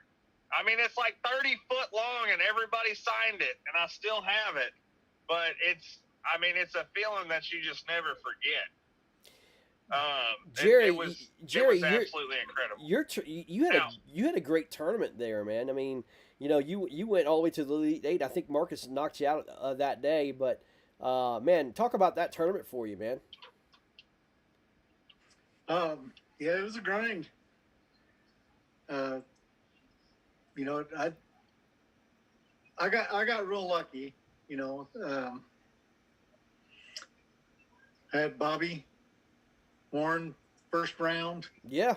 And how in the world he skunked out that day, I don't know. But he was in Georgia, I think, that day or somewhere. But yeah, he you went to Georgia because that was the one where Texas and Florida couldn't fish. Right. And so he went to Georgia, and I when I saw that name on the first round, I thought I was done. I was just going to go out fishing, put up some numbers, and take my loss. And it shocked me. But man, I'll be honest with you, man. I mean, your jig bite was unbelievable, man. I mean, I remember like Sweet 16 or it was the 32 and the 16. Man, yeah. you were in the top 5 or top 6, during those times. I think it was in the next round. I was in top 2. I was in second. Yeah, that's right. And I pulled out 92. That's when I started the jig bite. The first round, it was all top water and crankbait. I think I caught like one on a worm. And then the next week, I went out and started throwing the same top water and crankbait. Nothing. So I just happened that night before, I tied on a jig. Honestly, I never really ever throw a jig much. I mean, wow. This is probably like the third time first cast on that jig, boom, got one. I don't remember how big it was. I think it was around 17 or so. And I was like, dang, a couple more casts, boom, got another one. I was like, why haven't I thrown this before? And I think I pulled up 92 inches that week. Yeah, 94, wasn't it? it was in the 90s. I do remember it was in the 90s, man. It was crazy. I think it was 92, but it put me in second for that week. Right. And then the next week, same thing. Went out and I didn't quite get the bites. I lost the 16.5 on the board. Had it on the board and flipped off. And I think my smallest one was a 15.5 at the time. And I kept saying, you know, I got to upgrade that 15.5. I got to upgrade that 15.5. And I kept grinding. It was like 5 minutes left to go for time's up. And I caught another 16.5. Wow. Yeah. But your confidence level, I could see, like being on this side, your confidence as an angler just completely like exponentially increased, man. It was incredible watching your confidence really just go through the roof. But yeah. And then, you know, Marcus, Elite 8, yeah, he had me pissing down my leg there. Hey, look, man, you pushed me to do something that I do not ever do, and it just so happened that was the key to the whole bite I had been looking for the entire tournament. You made me tie on baits that I don't tie on. But you know, out of our section of the bracket, you're the one I was hoping I'd get down to go up against. You know, I was rooting for you in that first round, that first bracket deal tournament. He bought a team coach shirt. Yeah, you're my man. I was rooting for you to go all the way in that one. He burned that thing. I tried to get Conrad one, but they said no V-necks. That's hilarious. Hey, those are just coming on. Those are just coming on. There is a link in the post at KBBT. It's the link to the Zoom. There's also in the comment section. There's a link as well. Come on with us, and we're just talking the gear, man. We'd love to have you a part of us tonight. Just get on Zoom with us and just, hey, come on in. We're just talking kind of what happened this year, man. So again, the link is in the post right below this video. So come on with us. Okay. You were saying, Jerry? Yeah, and then when the brackets, we all first got paired up. I thought, well, if there's any way I make it to the Elite 8, says I'll probably be paired up with Marcus, and that was more or less my goal, is to get down to beat the man, but I didn't. Yeah, you got to remember, Marcus was actually struggling the round of 32. Yeah, I know. And in a Sweet 16, he struggled. He had to come out of that slump like that week instead of waiting another week. That's right. I mean, he kept on scoring 77.25 inches. I was relaxing after I got past 77 inches. Dude, I died 5 times of heat stroke during that tournament. Yeah. Not really. I threw it down to the last minute. Yep. Yeah, I remember, man. I mean, that was a very ridiculous. I mean, that was hot. It was a very hot tournament. Yeah. Yeah. It was scorching. Yeah, it was. Yep, sure was. I remember coming on camera and being like, I gotta go, I gotta throw up. And Greg calls me and he's like, are you okay? I'm like, I don't know how I'm getting back to the ramp. Yeah. I mean, honestly, if I was to be honest, I would say that, I had Kyle winning it all, Kyle Zemke, because he was just on fire. And again, it was just something about the Final Four that gets to anglers and they just lose their minds and make terrible decisions. And, we just saw that happen here. I mean, it was crazy, I mean, it was like, you just don't think straight. Because, I mean, I guess the pressure was just one of those things, man. Just you're trying to do something that's above and beyond than what your normal plan was. Well, and this bracket deal is a whole lot different than doing regular tournaments. It is. It just, like you said it many times, the pressure keeps building up the more rounds you go. Yep. The further down you get, and it does. Yeah, it sure does. That's good. Man. That's what we're doing tournaments for. No doubt at all. I mean, dude, I couldn't agree more with the whole pressure thing when you get to the very end. I mean, I remember going against Mason Good that morning confidence was everything because, my first fish was 18 inches, jumped off the board. And then I was just, whatever, I don't care, I'm going to catch 5. And I just kept pounding away and ended up with a 20 and a couple others. And I think I only upgraded one time in the championship. And I think I barely got like 90 and a quarter or something. Yep. And, I was freaking out at the end. I missed a monster on the phone with Greg. I had to jump in the water after one of my rods after a fish took it out of my boat. I mean, I was freaking out. And in fact, I went ahead and told Mason congratulations, thought there was no way. Caught a 22 3/4 5 minutes after the tournament was over because I wasn't looking at the clock. And I was like, there's no way I did it. But, the morning confidence was everything. If I'd have been freaking out like that first thing in the morning, I wouldn't, there would have been no way I'd have been able to fish that confidence. And that's just what you got to have. But it messes with a lot of people's heads down there in the final seconds. Yeah, no doubt. Will's on with us, man. Good evening, Mr. Brewer.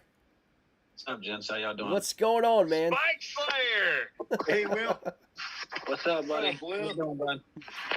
Will, we were just talking about you, man, in your battle with Doug.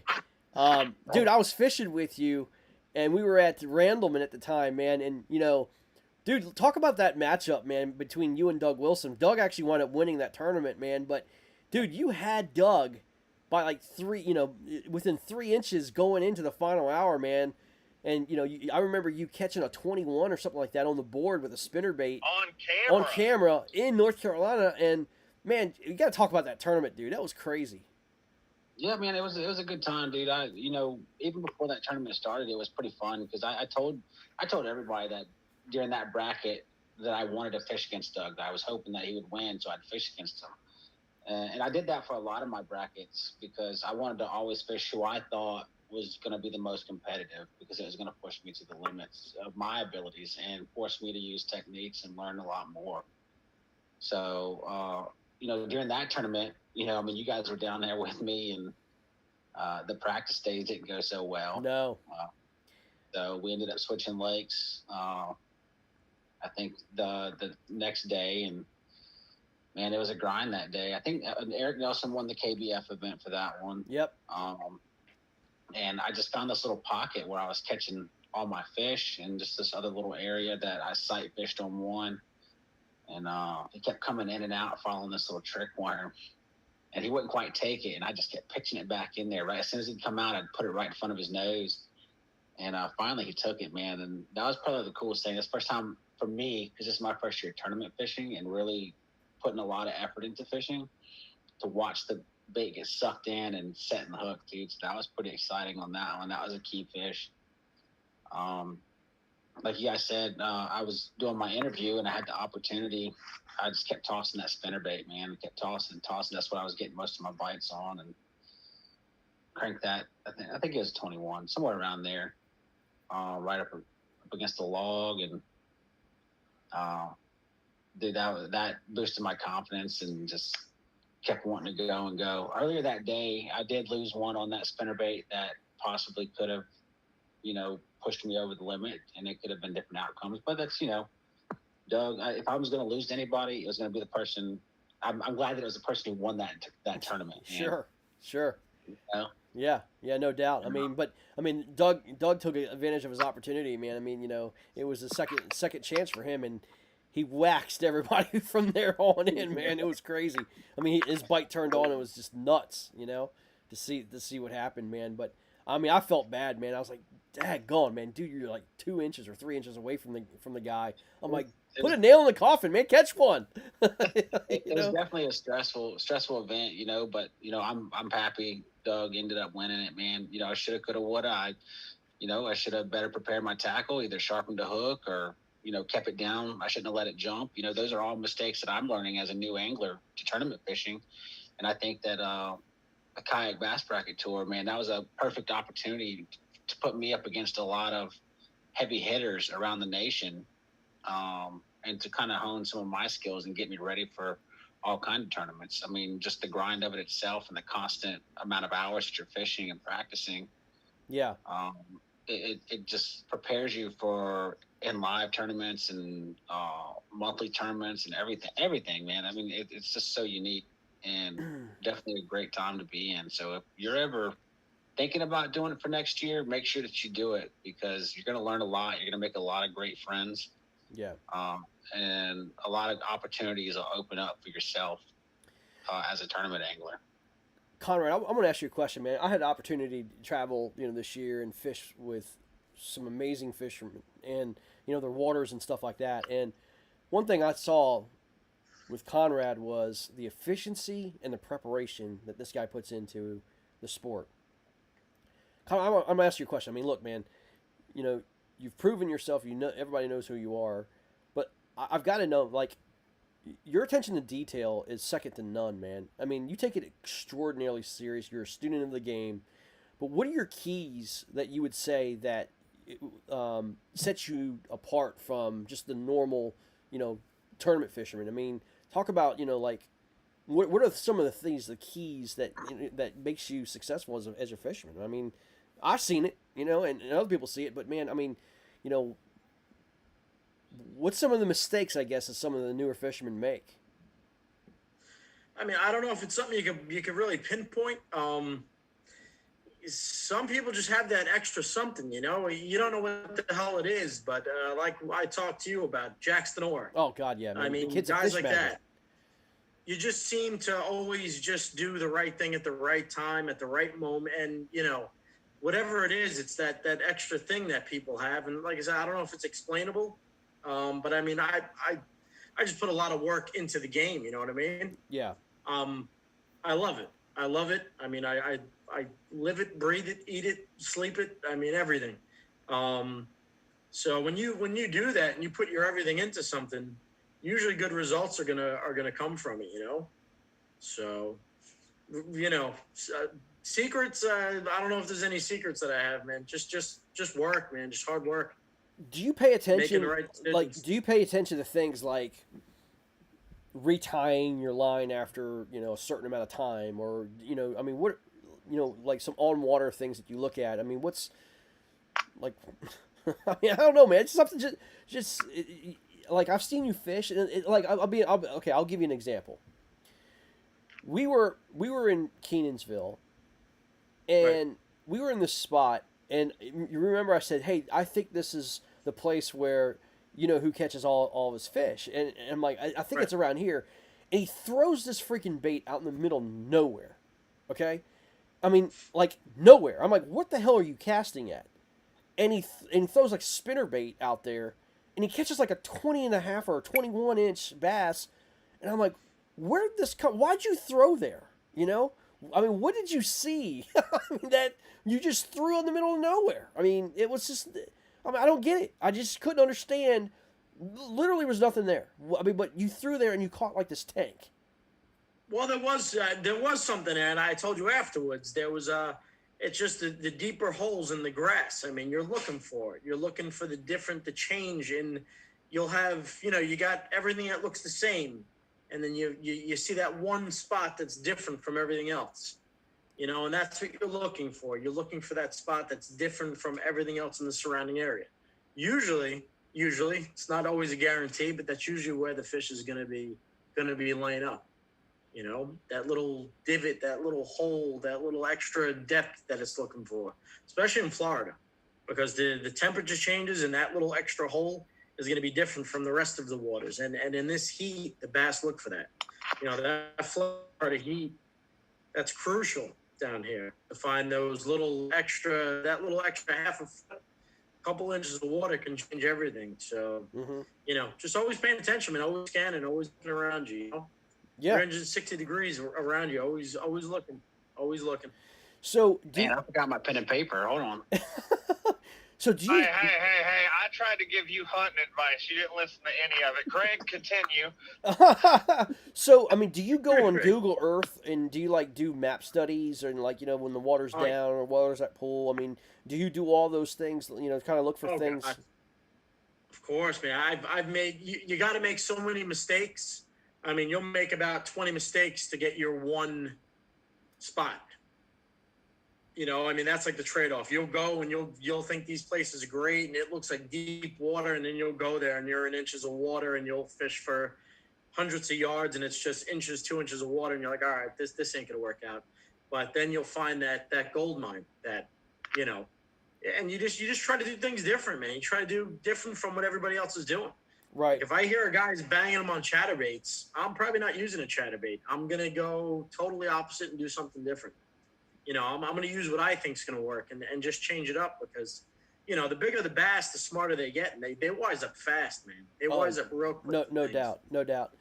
I have a question I mean, Kenansville, they're kind of stupid. They always eat a chatterbait. I don't know. Not always, man. Not in 40-mile-an-hour winds. Not in 40-mile-an-hour winds. Catch him on chatterbaits. You can't catch him up here on chatterbaits. He doesn't like them, so don't let him discourage you. I know, it's crazy. I got a question for the group, though. And those of you guys who are watching online, you can comment. But I saw a video last night. It was a live event through Johnny. I can't remember his last name. He's the bass professor now. He's some kid out in Oklahoma. He does a pretty good job. And he had a bass pro, Randy Blockett, on. And they had talked about winter fishing. And, you know, winter fishing is relative for everybody. I mean, you know, Matt, dude, you're in freaking ice. And, you know, I mean, but I'll still catch the smallmouth, though. Yeah, but, I mean, this is a good question. He said temperature is not as important as it is water clarity. He said water temperature in the wintertime is overrated because he's talking about, like, you know, even bass will bite 34, 38, 30, you know, 40-degree water temps. But what's important is making sure that you have water clarity because if you got very cold, muddy water, then typically your bass is not gonna bite, you know, because it's not going to make the effort to use their lateral lines to move. But if you have clarity, like you know, basically 2 feet or a foot, you know, of water clarity, the bass are more apt to bite because they can see it, and that's why a jerk bait works so well, and everything else. And you know, you always hear the adage of, you know, you got to slow down and basically crawl your bait, and you know, you got to basically just let it soak before the bass will eat. And he's like, look, man, when the bass are hungry and they're in their feeding time, you can rip, you know, a crankbait or a lipless or what have you, and they're going to eat regardless. What you guys feeling about that? I think it makes sense to me. Yeah. What is cold water? I would say anything about 55 degrees or less. Yeah, I probably don't fish any of that. Y'all continue. I think if they're feeding, they're feeding. I think if it's a reaction bite, it's a reaction bite. There's a difference between having a feeding bite and reaction bite, though, you know?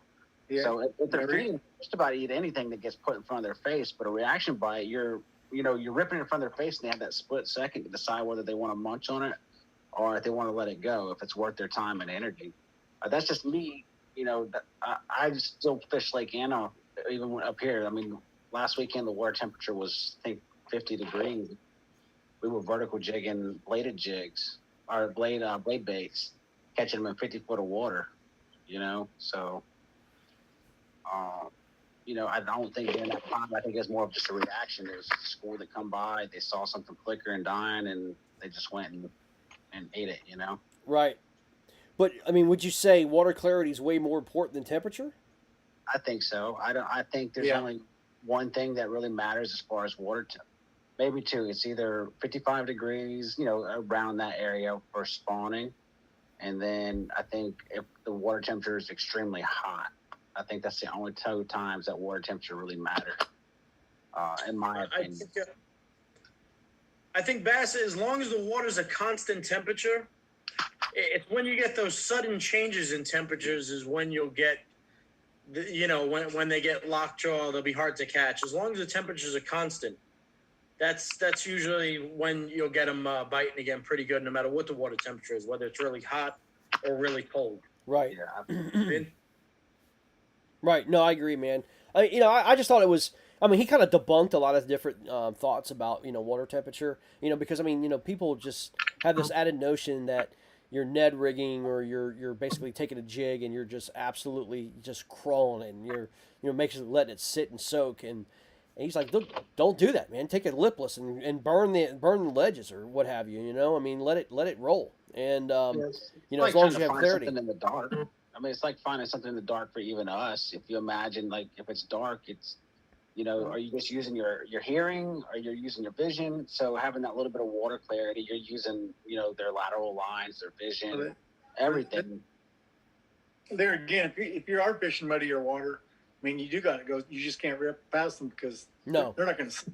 Yeah, you got to go slower. Exactly what he said. I mean, that's what you got to muddy just. water, you got to go slow. Clear water, I totally agree. I mean, you know, I throw a rattle trap a lot in clear water. Right. Yep. But I just don't have that water, many man, options up north. You got to slow down. You got to have something. I mean, like your jig, you got to be bouncing it or something. Give it that vibration, you know, so they know something's there. Yeah. But you just can't jerk it past them because by the time they get there to where they felt the vibration, it's going to be gone. Right. You got to wait on them.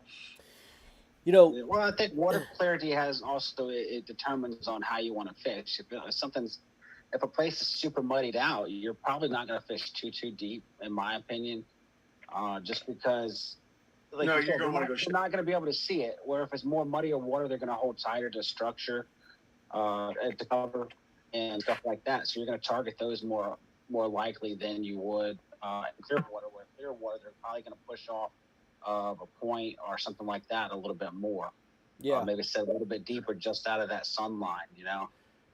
So, Chris Delgado asked, "Where's all the booze? Where's the Lone Star?" Lisa Washington says, "Hey, she's got some whiskey. Y'all need to come on, show us." And then Chris is like, he's catching a buzz. And then Heather Swindler says, "Water temperature does matter in Maine." So, anyway, but yeah, I'm sure it does. But yeah, I mean, it's just interesting. Just interesting. One thing I remember what Conrad said on a broadcast we had with us was, make sure that you're fishing the bottom. Always make sure you're fishing the bottom. And the reason why you do that is because why, Conrad? Remember what you said? A lot of your bigger fish hang under the smaller fish. You know? They get beneath them. Exactly. So get under those smaller fish, it's usually a good thing. Waiting for all those smaller fish to knock down shad and stuff so they can just sit down there and suck them in as they fall to the bottom and stuff. Yeah, I agree with you.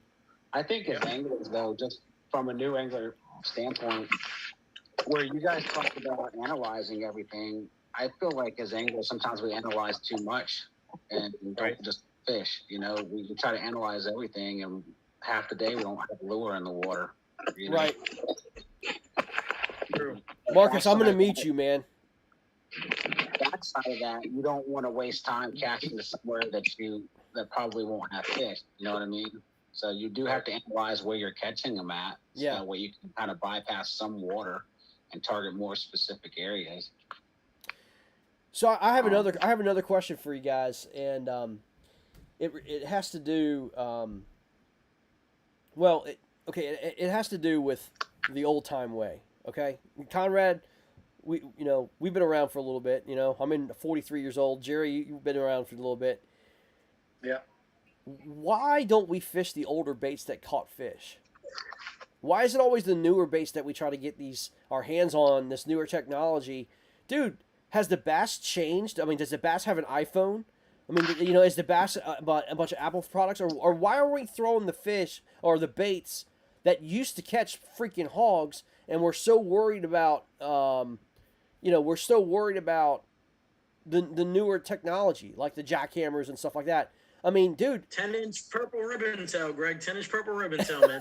Yeah, exactly. But dude, we gotta go old school sometimes. But a lot of people don't go back to stuff that they caught fish on when they were kids. So there's some crankbaits that I got that I've caught tons of fish on, and I haven't tied them on for years because, I'm caught up in the new technology. The whopper popper. You got to tie that one on. Yeah. I think it's something different. The chatterbaits, that I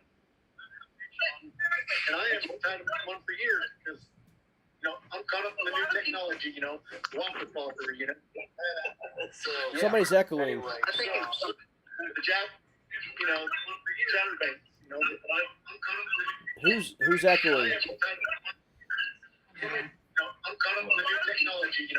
Get that go there, Lisa. It's Lisa. Get that go in there. I just muted her. Okay, she's got. So I have one for you. During this season on KBBT, we're talking about like old school lures.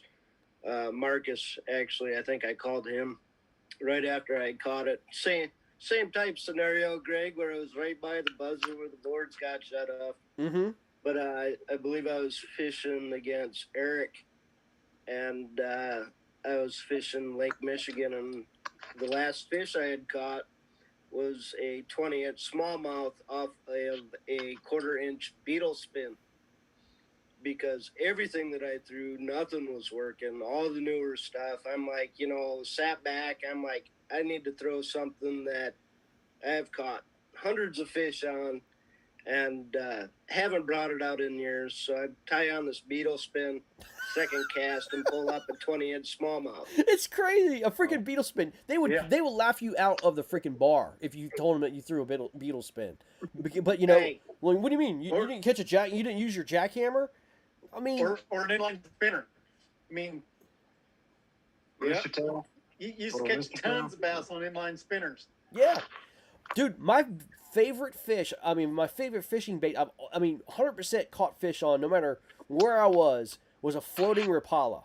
It was a 5-inch floating Rapala. It was brown and beige, and I would just literally throw it out there, pop it down, jerk it a little bit, and float it right back up. And every time I would catch a bass. I mean, I would never get skunked on a floating Rapala. I bought my first floating Rapala about 2 weeks ago. I was like, I miss you. I need you in my tackle box. I miss you. I think it could also be a lot more newer anglers getting into the sport itself, where we don't have that collection of a bunch of beetle spins or a bunch of inline spinners and stuff like that. So the only thing that's really available is that newer technology to fish with. You know what I mean? Yeah. I wouldn't say necessarily. Maybe some of the baits, you consider like a whopper popper or a buzz bait, depending on what you want. Also, because if you stop reeling on a buzz bait, it's going to sink, where whopper popper is just going to float on top of everything. So there's still two different, purposes for them there. But probably more of a generation thing. I'm almost the same age as most of you, but I just recently got into fishing a couple years ago, so I don't have a lot of those older lures and stuff like that you guys might have. I never really cared for the prop baits much, but the whopper plopper, you can work it so many different ways. You can just cast it, roll it in like a buzz bait, or you can pop it, jerk it, give it a little splash, kind of like a popper with the, sit, float, like a buzz bait. It'll just sink on you. You only got about one way to fish that buzz bait, and that's throw it out and reel it in. Yeah. Right. Because even if you twitch it, you twitch it, now you're putting so much slack in it. Yeah. So now I do give the buzzbait credit, because you can remove the skirt and add a bunch of different trailers to it. Yeah. I know a lot of people put buzz toads, flukes, and things like that on it, so you can change it up on that aspect. But yeah, you can change the appearance and feeling to it. I'm still throwing the same bait I started out on. I haven't expanded much. Well, 100 bag of flukes. I'm 100 my butt. I'll order 100 of the same color, probably like 600 bags of flukes. So way back when I used to, just before kayaks, I used to wade. We used to go wade the rivers and stuff, and I would bring literally 15 bags of nothing but Zoom lizards. It was all green pumpkin lizards, and we would go wade the Rappahannock River, and honest to God, the whole 15 bags would be completely gone. We caught so many smallmouth bass on Zoom lizards, you couldn't count them all. It was unbelievable. And I haven't thrown a Zoom lizard for smallmouth ever since then. It's kind of like you just don't think about that. It's always some other tricked up smallmouth thing that you saw on TV. And I mean, I haven't thrown a lizard in years, man. It's crazy. Maybe not even necessarily the style of bait, but I think we get a lot crazy with colors and stuff. We need the new retro, tie-dyed bait. Whenever majority of the baits, green pumpkin, black and blue. Yeah. Just a watermelon. Those three colors can basically get you by for majority of everything. Maybe a purple, right? Pumpkin, like that. That's exactly what I did this year. I cut down on just basic colors. Yeah, no doubt. So I mean, you know how baits are. I mean, baits are not only just out there to catch fish; they're catch the fishermen. You know what I mean? Yeah. But it's that's what it is. I mean, like it is what it is. Well, Mr. Texas Slim, salute, my friend. There you go. Oh man, we just lost him. There he is. Are you back? I can't hear you. Oh, it's connecting audio. We can see you though, and that's all that matters. There we go. That's it, man. What's going on? I'm gonna need everybody to stay quiet for a few seconds while I do my introduction. For all you folks out there watching, this is your pal, old Texas Slim. I wasn't invited to the celebration, but that's okay. You were invited. Everybody's invited. Everybody's invited. When I'm feeling little blue and left out, I just get me a little bottle of Merlot, a little bit of Merlot right there. That always makes you feel included. I start getting blues and feeling sad because I had to come in late. I started drinking my tequila. Oh, God. Ain't nothing like a little tequila to get you feeling a little better. But then when I get rowdy, well, hell, man, then it's time to meet my good friend, Mr. Jim Beam over here. After a little bit of tequila with a couple mixers, I heard there was a celebration going on. Hell yeah. And when it's time to put the lights out, I dip into my kids' melatonin over here. I got all the good stuff, man. I got all. Hey, Conrad. Yo. If you re-enlist on that Tinder app, this shit goes a long way, man. Melatonin. Good stuff. Send it over, man. I'll give you my address. You send it to me, all right? Yeah. Man, when they ask you, or freaking the greatest angler to come out of Florida catching these monsters, and the only question they had for you on KBN was, do you have a Tinder account? I don't know where the questions come from. What kind of journalism is this, man? I was thinking to myself, that guy don't need a Tinder. Have they not seen your selfies, bro? you're holding your there it is. Fish. I mean, dude, I'm just saying. Hey, Greg, I got something for you. Yes, sir. Oh my God, make me puke, dude. If you guys beat us this weekend, I'm gonna be pissed off. Like pissed. Brother, it's full of bears. It's full of bears' tears. I'm sure it is. Listen, you better beat us and knock us out of the playoffs because we're coming for you. If we get in, we're coming for you. Man, if I watch that game this weekend, that will literally be the only full game I've watched all season. Me too, dude. I have not paid attention. The Bears got my interest a little bit because they actually made a little bit of a comeback. But other than that, man, I care less. I mean, screw them, Sure. Sure. But, hey, my man, Mr. Coach. Hey, it's been too long since July. I had to dig around to find some. How about a shot with the People's Champ, baby? Hey, buddy, I got you right here. Let's do it. Let me pour me something real quick. It's gone. I'll get another one. Hold on. Oh, my Lord. Oh, Lord. I drink straight out the bottle. Hey, shout out real quick to Western Sun Vodka, man. They're going to be sponsoring the I heard, dude. Southeast Texas Kayak Bass League dude, this year. congratulations, man. About that. Hey. Awesome. That's what I'm drinking. Congratulations, man. Well, all right, you ready? Thank you, sir. Well, I've got a little bit of a sparklet, so I will just have a little sip of that. There you go. Congratulations, Greg, on all of KBBT's accomplishments in 2020, man, in a year where most folks Salute, found man. themselves at the bottom of the barrel. you managed to give people an opportunity to come out and shine, and I want to thank you for that, my friend. I There truly we go, appreciate everything. Lisa. Absolutely. Y'all, listen, this is like a family I'll never, I can never, ever experience like this. I mean, this year has been incredible seeing everybody, man. When we say, I'll never forget, how calling Slim and be like, dude, I need a video, I need an intro, real quick, can you whip me up in one? And next thing you know, he's got this freaking video. I'm like, what the hell do you do, man? This is awesome, and all this stuff, man. It's been teamwork, man. It's been awesome. What an incredible, it's a family, dude. I hate to say it. It's what it is. It's brethren, man. I've never. I can't hear what he said. Well, Delgado, I sent you the link because it's not a party until you get here. Hey, Lisa, it's gonna be a party at Fayette, girl. I'm ready to rock and roll with you, man. Hey, and congratulations on coming on board as KBBT announcer. I thought that was incredible, man.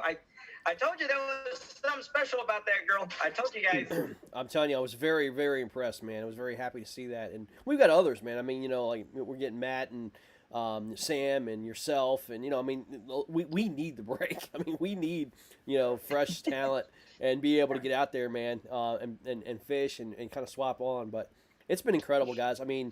One thing, I'll go ahead and announce it here, is we are going to start, and it will start in 2021. It will be official. It's going to be the KBBT network, where we're going to be doing video, audio, podcasting, and education and everything else that's going to be involved. It's going to be free of charge. It's going to be, just complete, utter content. We're going to ask a lot of our anglers to do some educational pieces. I'm going to be traveling again next year. We're going to be doing one-on-one interviews. We're going to be doing the how-tos and all sorts of stuff and filling the content up as much as we can. We're going to be doing angler profiles. We're going to, again, it's going to be amazing, guys, and I can't wait. But it's going to be called the KBBT Network. And it's gonna be incredible. And obviously we're gonna have the KFL and all that stuff. Some big news to come about that too. I talked to Conrad a little bit about that today, and it could be an amazing opportunity. We're gonna try to do so. But we're gonna keep our fingers crossed, man. But again, it's been incredible, guys. We're just gonna keep on pressing on, man. It's gonna be awesome. I just want to give. Go ahead, Slam. Well, I wanted to touch base on what you guys were discussing earlier about, why we don't use the older style baits and that we're catching. So I had a conversation with a gentleman at a flea market about a year and a half ago, and I was looking at all of his little vintage topwater baits and his lures, and I asked him, I said, man, did you guys kill it back in the day with these things? And he was like, oh, dude. He goes, you could throw anything you wanted in there with a hook, and those bass would eat all that shit. He goes, it wasn't as hard as it is today. And I asked him, I said, well, why do you think that is? And, should I throw something like this since fish haven't seen it in a while? He's like, no, let me show you something, man. So he went back into his van, and he pulled out an old Bassmaster magazine, old. And he goes, look, take a look at this, man. So he opens it up. And these guys used to go to their weigh-ins, and they had just a stringer of massive fish, and most of those things were dead. They didn't have a rule back then whether it would have to be alive or not dead or whatnot, right? So, and there was an abundance of these things, and honestly, bass fishing was, at the time, a rich man's sport, you had to be doing all right back in those days to be able to go out and do these tournaments or whatnot. So, it wasn't like there was a massive amount of folks like there is now. You can walk down to Walmart, man, get you a Abu Garcia starter kit and run out there and start catching fish. You know what I'm saying? Catch the smaller ones, of course. But back in the day, these fools, man, they were catching these monster fish, and there really wasn't, the conservation efforts that we're trying to implement nowadays. So there's just a fraction of why we don't see the kind of fish that we used to catch, or they used to catch. Back in the day. But I will tell you this.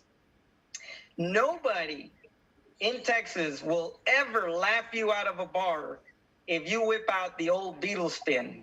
Beetle spin is the win. Just Beetle don't pull out spin the for drop the shot. win, my friend. Yeah. Yeah, I mean, do not pull out the drop shot or a Ned rig in a bar in Texas. Listen, I remember going to Wheeler, right? And I met Chris Taylor, and Chris is like, I'm like, what are we gonna do today, man? He goes, oh, we're just gonna go ahead and we're gonna drop shot a ledge. I'm like, I'm in Texas, dude. Why am I gonna drop shot a ledge in Texas? I'm like, no. I'm like, I knew right then and there. I was like, I think this is gonna be a tough day for me, man. I mean, but you had to do what you got to do, man. But I'll tell you what, it was crystal clear, beautiful, beautiful lake, man. It was crystal clear, and I mean, we were pulling up bass from like 20 feet, man. I could see 20 feet down. It was crazy, man. Beautiful lake, though. You feel like fishing has transitioned more from power fishing to finesse fishing? Say that again. I do. I truly believe that a lot of folks are now realizing the power of finesse fishing. Yeah. And I'm a believer of it because I switched over and, gratefully, I was able to show some of my success through the Texas bracket. And a lot of my fishing efforts during that bracket was finesse fishing. And I was not a finesse fisherman, dude. And yeah, absolutely. I think a lot of folks have realized that a little bit of patience can go a long way with the bigger quality of fish. So I got another question for everybody. So here's a great question, and I think it was asked. I can't remember where it was. I heard this, but I know where it was. It was Mike Iaconelli talking to Luke Duncan. And Mike Iaconelli is getting ready to basically, not fish this year. I mean, he quit MLF. He doesn't know if he's going to fish bass. He has no idea if he's going to fish this year. But one thing he had made mention was the fact that he could reach more people by not fishing. And he thinks that the onus of a tournament fisherman basically growing the sport is now dead thanks to social media. He said that there's more influence on guys like the Googans, Milliken Fishing, and all these other guys, Greg Blanchard and all these other guys who are not necessarily tournament fishermen full time, but their social media accounts are predominantly making them a whole lot more money than they ever would tournament fishing. So I guess my question is this: with that advent having, the biggest influence on it, do you see the emphasis of this aura of the tournament fishermen out there? Or do you think that whole montage is going to go away and less tournament fishing, more social media? I think we're already in the era where too much social media isn't the problem and lack of social media will destroy you. I honestly could believe in the coming years or even next year, we could see a lot of people follow in Iaconelli's footsteps and less tournament fishing, more concentrated on social media. Because you if you don't believe me, I mean, look at a lot of these guys that you would say you give money for to help promote you or anything like that. A lot of them are saying, well, I need content, not tournament win. It's all about pictures and followers. And I mean, think about it. How many people will walk up to Gerald Swindell, who is a freaking awesome guy to talk to and has a freaking amazing social media appearance, but when's the last time he won a major tournament? I mean, that's the thing. It's social media is taking over. I think it would take a drastic decline in social media to change it anytime soon, and I don't see that happening. But the people like Conrad over here who are tournament pros and social media heroes, keep doing your thing, beautiful. Thank you, sir. But you know what, though? I mean, Conrad, let's be fair and honest, dude. Let's be fair and honest. I mean, look, you're judged on performance. Then, that's all you hear from the other crowds out there, bashing everybody else. It's all about what you do in a live event. Who cares? I mean, if you have more of an influence in getting more people in yaks than what you did. Look, let's be honest, okay, guys? Let's be honest, okay? Let me ask you this question. Who won the Bass Hobie event at Lake Seminole? Can anybody tell me? The what? The Bass Hobie event at Lake Seminole this year. Who won it? Was it Jake Harshman, was it? It was Jake Harshman. Yeah, but who else knew that? I didn't even know there was a bass. All right, who Hobie won the event. bass Who won the Hobie Bass tournament at Lake Norman? If it wasn't Jeff Isham, then I don't really care. Why are we using Hobie? Okay, but you get my point. Okay, I mean, who you know, we go on and on and on. I mean, you know, like we put so much emphasis on winning tournaments, you know, and becoming like this aura of, you know, this person winning all the time. How important really is it? All right, I got. Are we not fishing tournaments anymore? What are we No, doing? no, we're fishing tournaments. But my question is, I mean, but look, here's the really deal. Confused at this point. No, Are no, we going totally social media? no. What's happening? My question ultimately is, are more people going to follow Mike Iaconelli's steps and leave the tournament fishing and go more towards the social media aspect and reach more people that way? Well, hang on. Can I? Mike Iaconelli already established himself Yes, he has. as a tournament fisherman. Yeah. That's why you pay attention to what the man has to say. You got to establish yourself as somebody that knows what the hell they're doing first. But the guy Milliken Fishing hasn't. He's got more followers than any in Bass Pro Tour. That's true. I mean, some people just, you know, you step in shit and it goes good for you. You know what I mean? Go ahead, Texas Slim. I don't like All that. right, so I don't know if you guys remember. I know Greg remembers this, but there was an interview that was done on Iaconelli, and I love the guy. He honestly is like my personal hero. When I'm out on the water, I try to be the Hispanic version of Mike Iaconelli, man. Honest to God, I really do.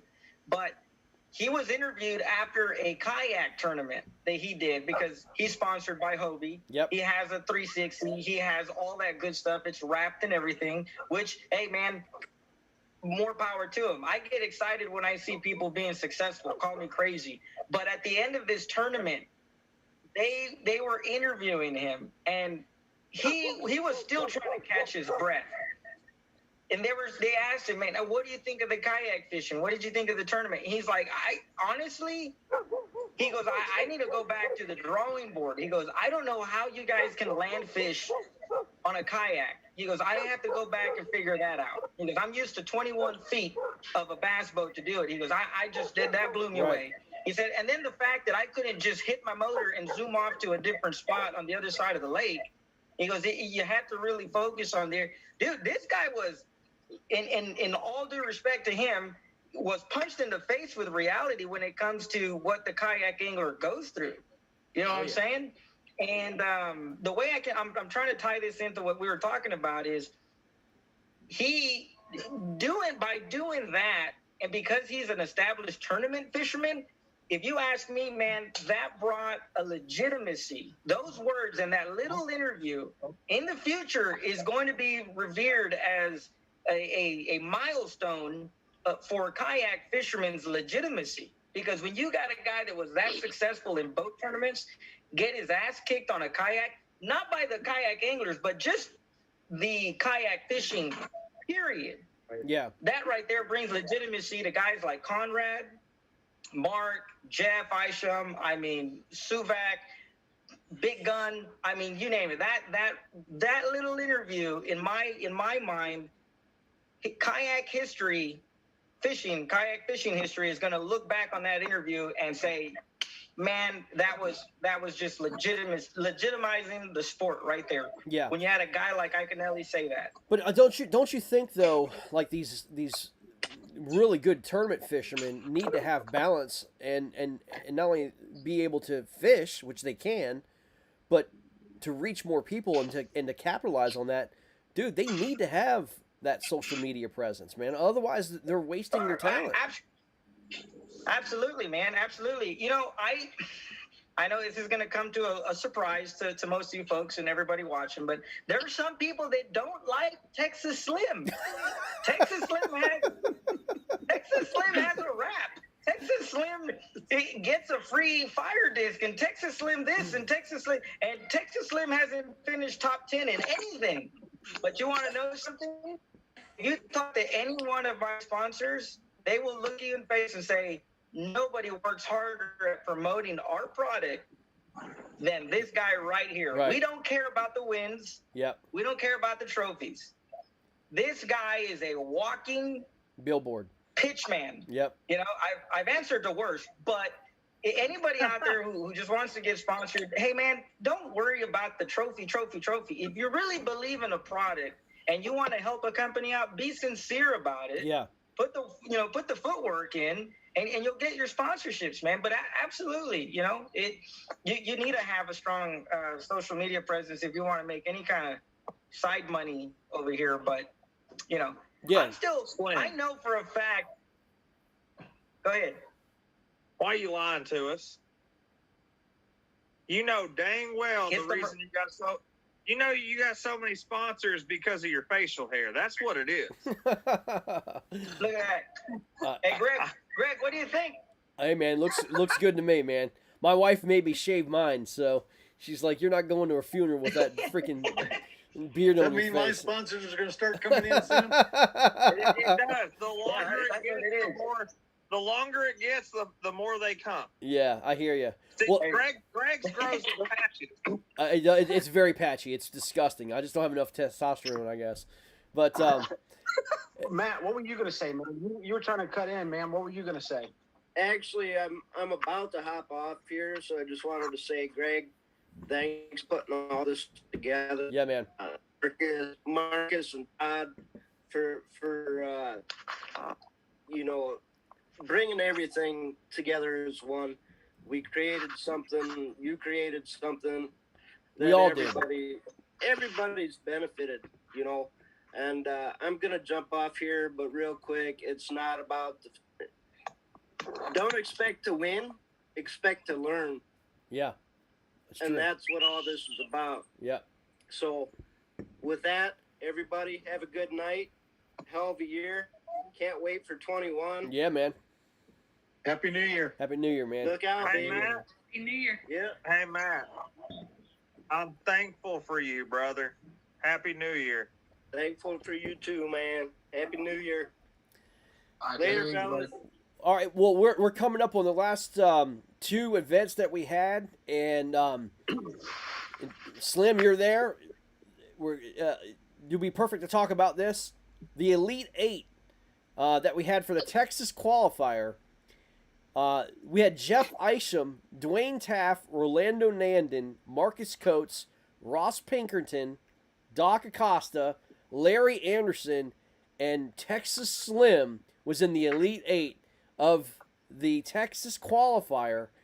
And of that, the very first Bass Baron ever created, Ross Pinkerton came in and just wiped the field clean on the Brazos River with a glide bait. Incredible.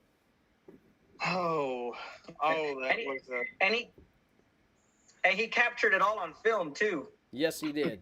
It was all on film. He caught all of it, and he told me when I got to meet him over at the Lone Star Throwdown, he was like, "Hey man," he goes, "I have to thank you." He goes, "Because you know your situation allowed me to move forward." And I was like, "No." I said, "There is none of that." I said, "There is none of that to go around, dude. Like honestly, you went out there, you killed it. You won every tournament or every bracket that he got into. He won it. You don't get to skip one. You don't get a freebie. You win every single one of them, and that's what he did. And I got to tell you, he's a stand-up cat, man.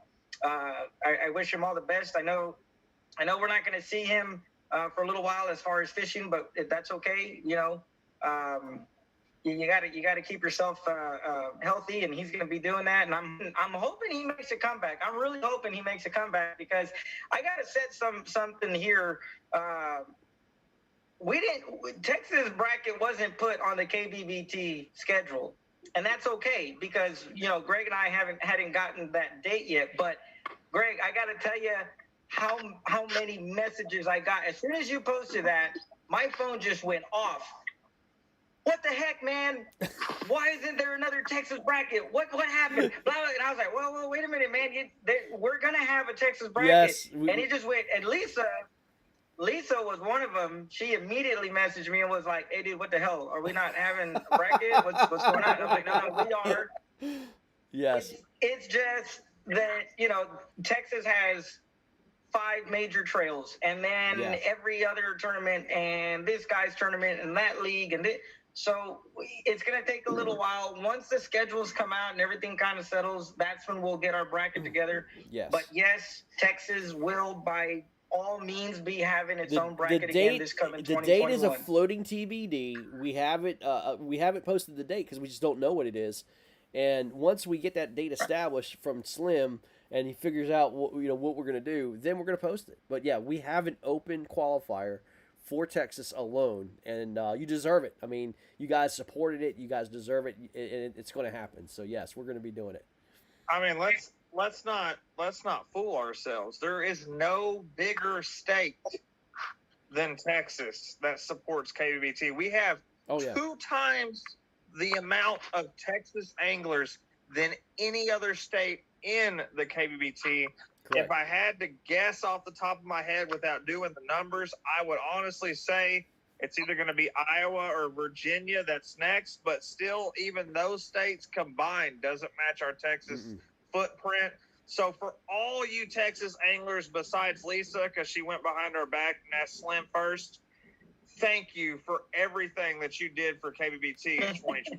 Thank you to all of you but Lisa. To the Lone Star State. I got something to say. Okay, if it wasn't for Slim, I wouldn't even be here. I didn't know anything about KBBT, and he posted it in our group, in the Southeast Texas group, and I wanted to get in it, and I wasn't able to sign up in time, and he messaged me last minute and was like, hey, there's a spot open. Do you want it? And I was like, hell yeah. And this is the best tournament style, especially for me, just because I got 4 dogs. I can't just pack up and travel. So being able to fish at home is great. He's been so supportive, and he's lying. I think I actually messaged Greg first about the Texas.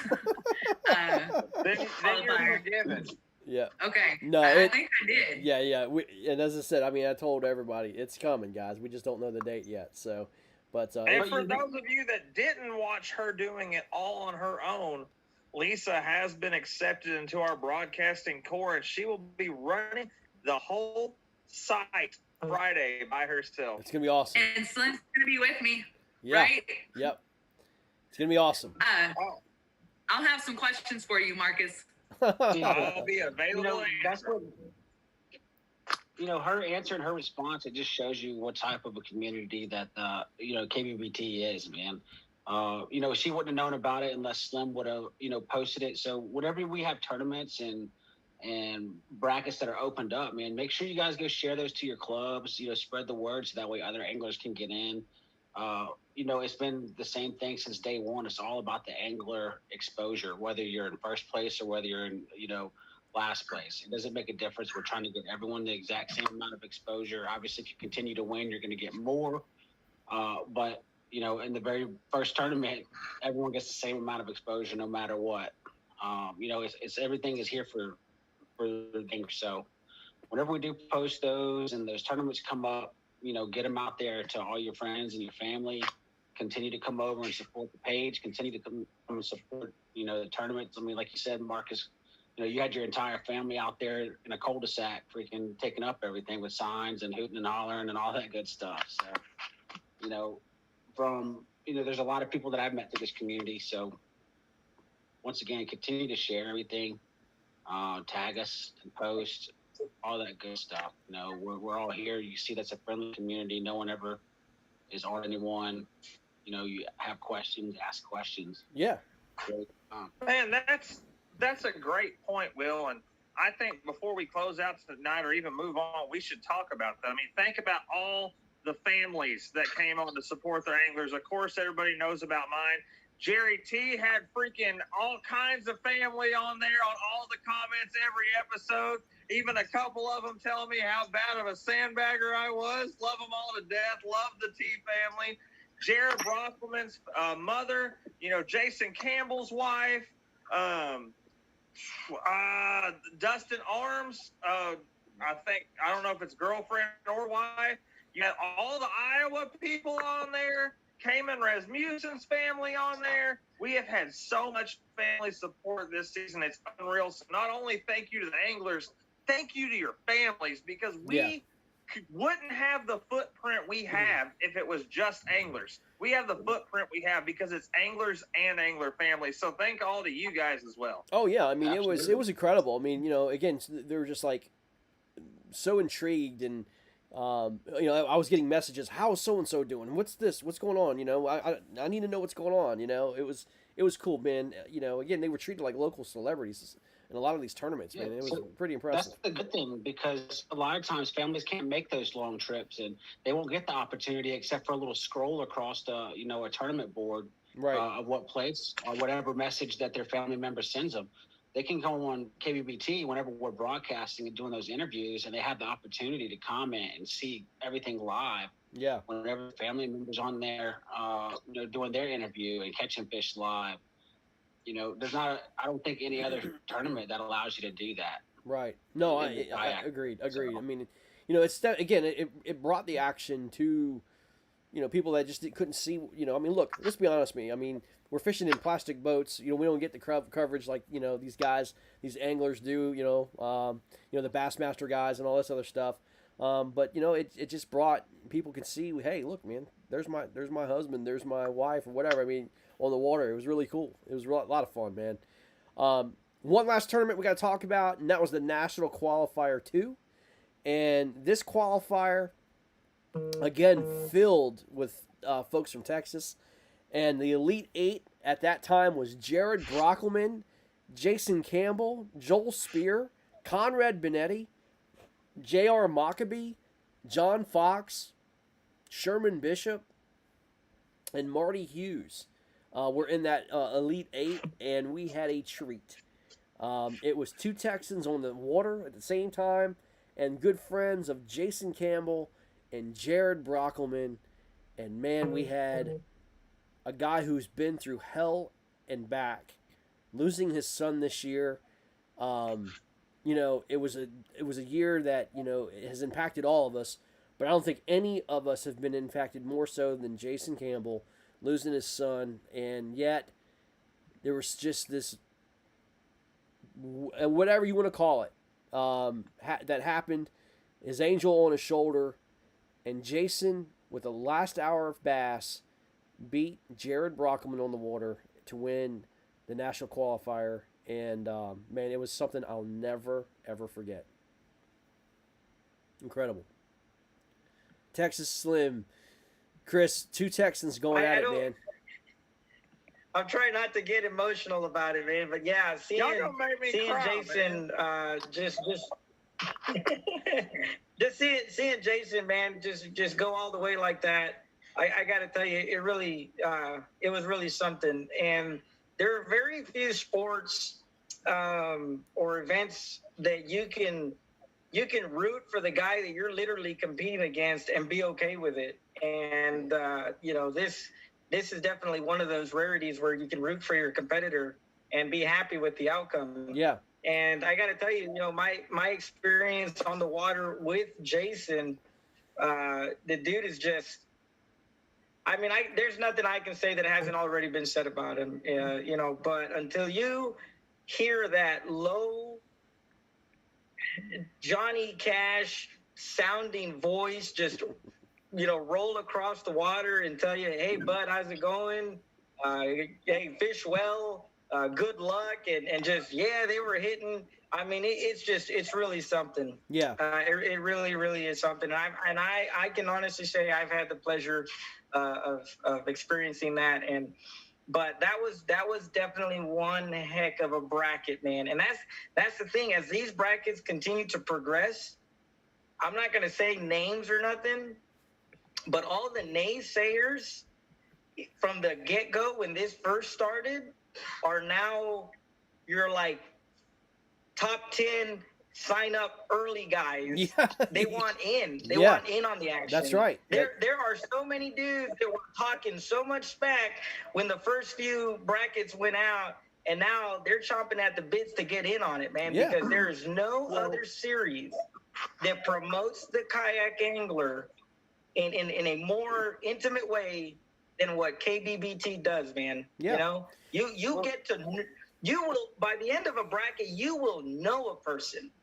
You will literally know them And that right there, man. That's amazing. That's just really something to be proud of. Oh, no doubt. I mean, every bracket had a story. Every one of them had a story. It was incredible. I mean, like you're talking about, man. I mean, it was like, the ups and downs, the agonies of defeat, but yet the thrill of victory. I mean, it was like a novel. Every bracket was a novel, and I could not wait to see how everything unfolded. And guys, going into it, we know nothing. I mean, I thought for sure. I mean, Jared Brockelman, that bracket, was not going to lay his foot off the gas pedal one iota. He didn't care about what was going on. He was his best friend. He wanted that trophy just like anybody else. And I saw in Jared's face, look, man, he was happy. He was disappointed, but he was happy, and he accepted the outcome like a true gentleman. And to this day, I've never heard of Jared Brockelman, but man, I'll tell you what, the dude made a name for himself, and it's continuing his momentum. I mean, dude, Marcus got a chance to fish with him the other day, and I think he just wound up winning an event right after. I mean, like a live event, right? In Texas. Yep. Sure did. Jeremy Baker. Happy New Year, guys? brother. What's up, buddy? Happy New Year, man. Yeah, man. How are y'all? Good. Captain Barbless. That all goes back to that social media aspect where you're talking about the pros leaning more towards going to a social media, YouTube aspect of it. Like you said, you look at John Cruz, you look at even Edwin Evers. Yeah. They're starting to build their channels because they laid down that foundation for tournament fishing. Right. And I think a lot of kayak anglers now are starting to see the benefit of the exposure of the interviews and just through social media and everything, and it's only going to get better. It's the first year. Yeah. It's only going to get better. So I think that's why you see a lot of those, like Slim was saying, the naysayers, now they're like the first top 10 signups. Right. Right. Well, I mean, they see the value in it. I mean, there's no doubt about it. I mean, you can never not have too much coverage. You know what I mean? Good, bad, or indifferent. At least they're talking about you, right? That's right. But yeah, I mean, it's all good. I had a buddy of mine, actually, or not a buddy of mine. I had a guy during the Texas bracket actually send me a message and say, "Hey, man, how many mustaches and beards do you have? Like, do you take them off and hang them up and then put them on? Because like what?" And it was funny because I'd never heard of this cat before until that one message, and now we are like messaging almost every other day just to check up on each other and see how things are going, man. And I would have never have known who this gentleman was. That's awesome. The amount of exposure that's given to the folks on this program is just it's insane because you're not only meeting the angler, but you're meeting the person behind the angler, man, and that's really important. I think it is. But guys, I've got a dog I got to kiss, and my wife needs a couple of kicks. Yeah, man. So I'm truly thankful. Man. Yeah, and man. I'm just thankful you finally admitted that you were talking to someone else. Now I know why you're ignoring all my freaking messages. No, I'm not ignoring. What? Oh, I know why he's ignoring. No, that was. He just don't want to talk to you. Wait, no, that was Mark talking smack. I wasn't saying it was. Hey guys, that was Mark, right? Mark. That's right. You're talking smack, right? Absolutely. That's all I do. I hear you. Well, listen, Slim, don't forget, bear down, F the Packers, and have a great weekend. Hey, everybody, boys. Well, Happy New Year to all you guys. Happy New Year to everybody watching and to the KBBT Nation, man. Let's take 2021 and seriously just set the hook on that bad boy and let it be one of the best catches that we've ever had. And it's up to us. Yeah. It truly is. Everybody take responsibility for themselves. Don't expect anything, man. Nobody owes you a damn thing. You got to go out there and earn it. That's right. I love every single one of you. Lisa, we're going to kick some butt. We're going to show these dudes what's up, man, on Friday. So I'm looking forward to it. No doubt. No doubt. Well, before we get out of here, let's one last question. What's going to happen in 2021 in terms of kayak fishing? What's everybody see what's going to happen? Jeremy, let's start with going to win the national championship, KBBT. Jeremy, let's start with you, man. You didn't get a chance to speak, man. What do you see happening in 2021, man? I mean, do you see a kind of repeat of 2020, or do you see what's your thoughts, man? I think everybody, has learned a great deal this year about what to do, what not to do, and where to go from there. And if you take this year as a learning experience, and you build on that, you grow, you try to move forward, you try to improve yourself. The sky's the limit. So I think 2021 will be, in my opinion, probably the biggest year yet for kayak bass fishing as a whole. Mm-hmm. And that's my hope. That's my thought. And I hope I get to be a part of that. Me personally, for 2021, I'm expanding my area of fishing. We're not just going to stay in the southeast this year. We're going to go up to Wisconsin. We're going to go out to Texas. We're going to go, all over and do some fishing. So for me and for everything, for kayak bass fishing as a whole, I think it's going to be a better year. I really do. Lisa, what about you? What do you think? Well, I got Jeremy Baker winning it all in the last chance qualifier, so that's gonna happen. Hey, I'm offended. I'm offended by that.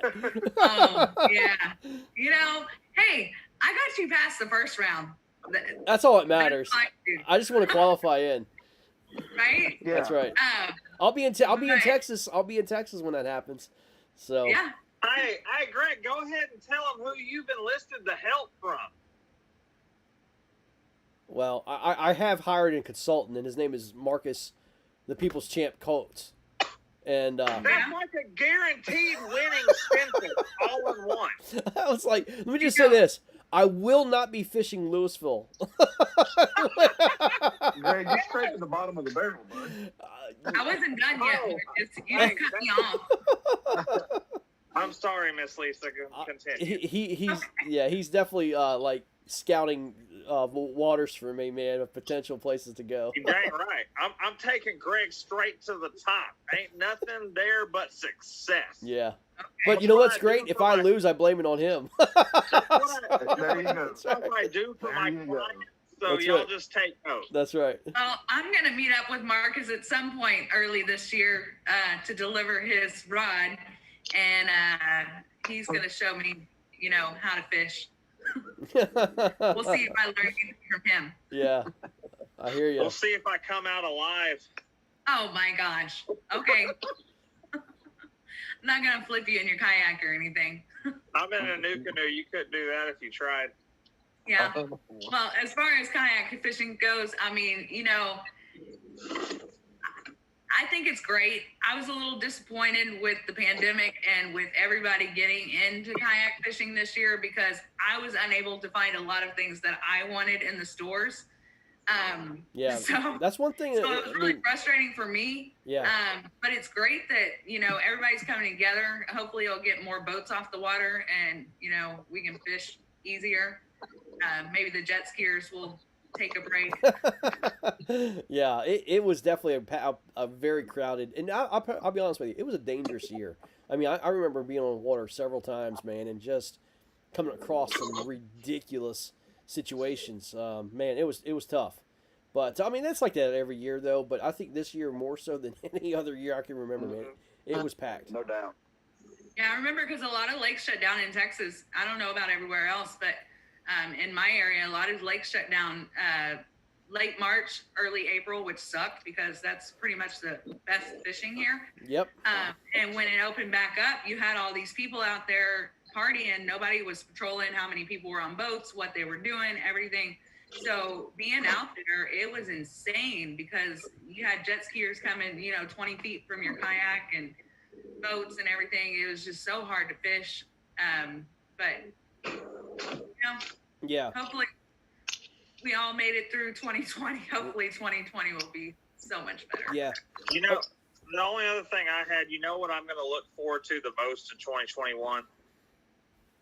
This freaking Fish and Fit challenge to be over.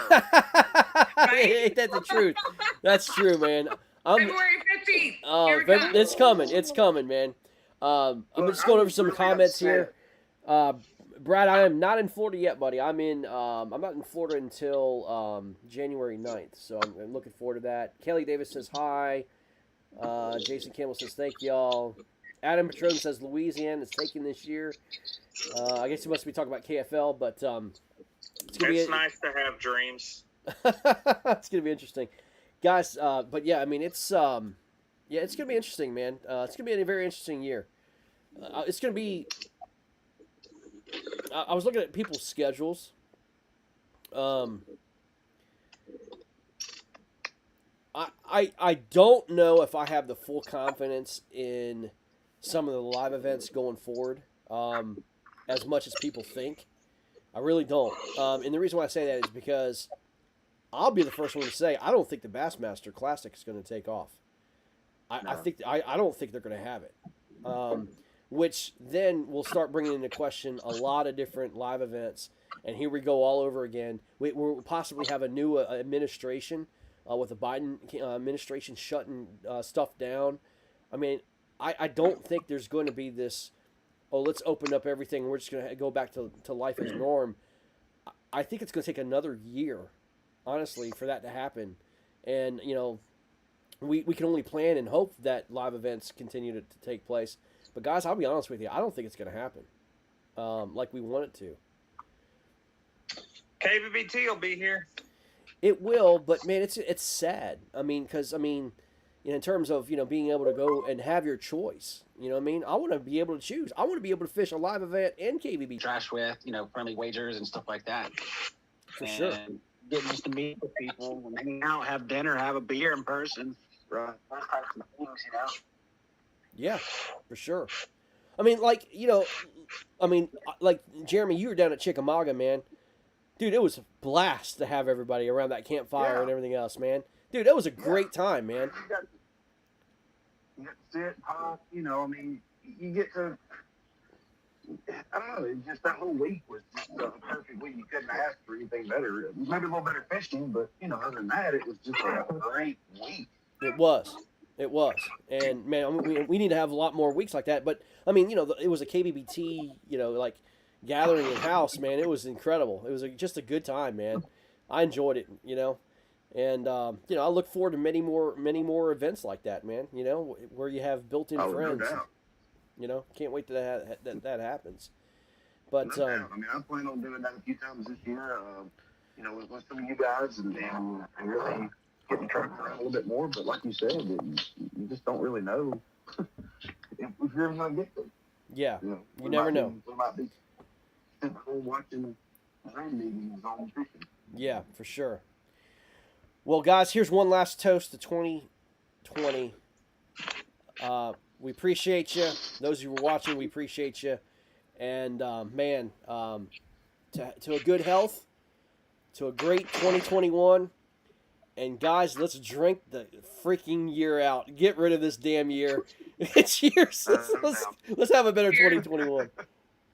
Cheers. No doubt. This freaking third Western Sun bottle. There's Cheers. whiskey in here. I am drinking. Well, that's because down south they have those drive-through daiquiri shops, right? Oh, that's awesome. Are you drinking bottled water? Is that what that was? No, it's well, maybe it's Western Sun vodka. What's that? Okay. Yeah. No. Goodness gracious. But The lime one kind of tastes like a margarita. Okay. Yeah. How many have you had? This is number 3 now, and I haven't drank in a month, so He's pretty much hammered. Yeah. You pretty much hammered. Exactly. One more, I'm gonna black out and wake up naked on the roof. Oh, that's awesome. He's not learning. So, Greg, what time we going live on Friday for the tournament this weekend? 7 a.m. It's that the plan is 7 a.m. and all anglers that are planning on fishing Friday morning need to either message me or Lisa. That way we can collaborate and send out links to all of you guys. Yes. I will be having a captain's meeting tomorrow night for the tournament. I will be issuing the new KBBT identifier for 2021 that you can use and the code. So pay attention tomorrow night, captain's meeting. Those guys are involved in the team event. we'll do a captain's meeting and issue the identifier and all that Can stuff. you make a joint one for the Fit and Fish and the One Lord Challenge? No. No. Damn it. But you know what, though? I'll say this. If you have the KBBT identifier and you have both codes on it, we'll take it. We'll take it. Okay. Yeah, as long as it has KBBT on it, yes, we will take that. You can use that. Okay. Yep. Do we have a unique code for the one lure, or is the regular KBBT logo okay? I'm making a identifier for it. Okay. You'll see it. He wants the new one for the 2021 season. He's had too many drinks tonight, Greg. He didn't hear you. I know. Now listen here, lady. Yeah. Well, I mean, again, this is going to be, it's a unique identifier for this tournament, and then we'll have the championship identifiers and all that stuff. So anyway, just like we've been doing it, but you'll have an identifier for the January tournament. So anyway, we'll take care of it, guys. You'll see it. I'll have it out tomorrow, and we'll post it. So We should make picks on who we think are going to win. oh, it's not even close. Are you kidding me? Me and Sherman are going to be in Florida all month, and I'm fishing Cincos. I mean, Man, this is going to be the first. Are you fishing Friday morning, Greg? no, I'm not. No, I'm not going to be in Florida until January You 9th. don't want that smoke. Will's Greg's going to be the first Florida angler to fish a full month and put up 2 16-inchers. keep talking there, buddy. He said, "Settle down, Katniss." Yeah, exactly. What The fact checkers made are you on your about ass. this, the fluke? Yeah, All right. but Me yeah, and Mr. Brown's gonna hammer him out. I can tell you that. Dude, William, I'll go ahead and tell you, man, I was pretty upset that y'all took my jig from me. All right, I man. was You really know, upset. that's mine and Well, Robert's thing, man. Look, I think I see a very near future like jig fish off between us three to see who gets to claim the jig. oh, I like it. Oh, I like hey, it. Look, I'll tell you what. A jig off. That can happen, but first, me and Gene Jensen are going head to head. The fluke master? Yes. Oh, he'll kill you. He'll kill you. First We're he gonna find steals Clifton Allen's name, and now he wants the Fluke Masters Fluke. Can you not do anything Oh my original? Listen, man, I can't help it that I was born into legacy. Crap just happens. That's So, literally look, not what that means at all. Every 4 years is a new president election. It's time for a new person to be voted in. I'm the fluke master now. We're gonna call you the trade marker, because that's all you violate. Hey, look, whenever you finally beat me in something, you can call me whatever you want, buddy. Oh please, dude, your ass is gonna be killed. You're gonna be like, man, dude, I should have picked the Senko, man. I should have never have doubted you. I told you I'll give you 8.5 inches. I'm giving you 8.5 inches minus 110. And for me being in Kingsville, you already have a head start. You've already have a head start. Dude, I'm going to Kenansville. I'm giving you 8.5 inches. Yes. I don't even know what that means. Please, dude. You keep on missing those pigs like you keep on telling me about that I'm not so sure that they're there. You keep on missing those girls. I ain't missing them. Dude, the grubs will be on the beds in Kenansville, and you're going to go down hard. You'd be like, man, not another 12-pound bass, Greg. Can you stop? A 28-incher? Please stop. Okay, look. If you beat me, what's gonna happen? I'll get rid of the same hat I've worn for 6 straight years. That's not even good enough. This hat We're means more to me than just shaving about your head anything and else. beard. We're shaving Come on, your head Marcus. and beard. No, if I beat you, I get to you have to shave half your beard. You have to walk around half bearded. Wait, hold on. Tiger stripe it. You gotta walk. How long? Just shave half your beard. I need to know how long that has to last. Do you really think you're not going to win, Marcus? Yeah. What do I get? No, I got a better one.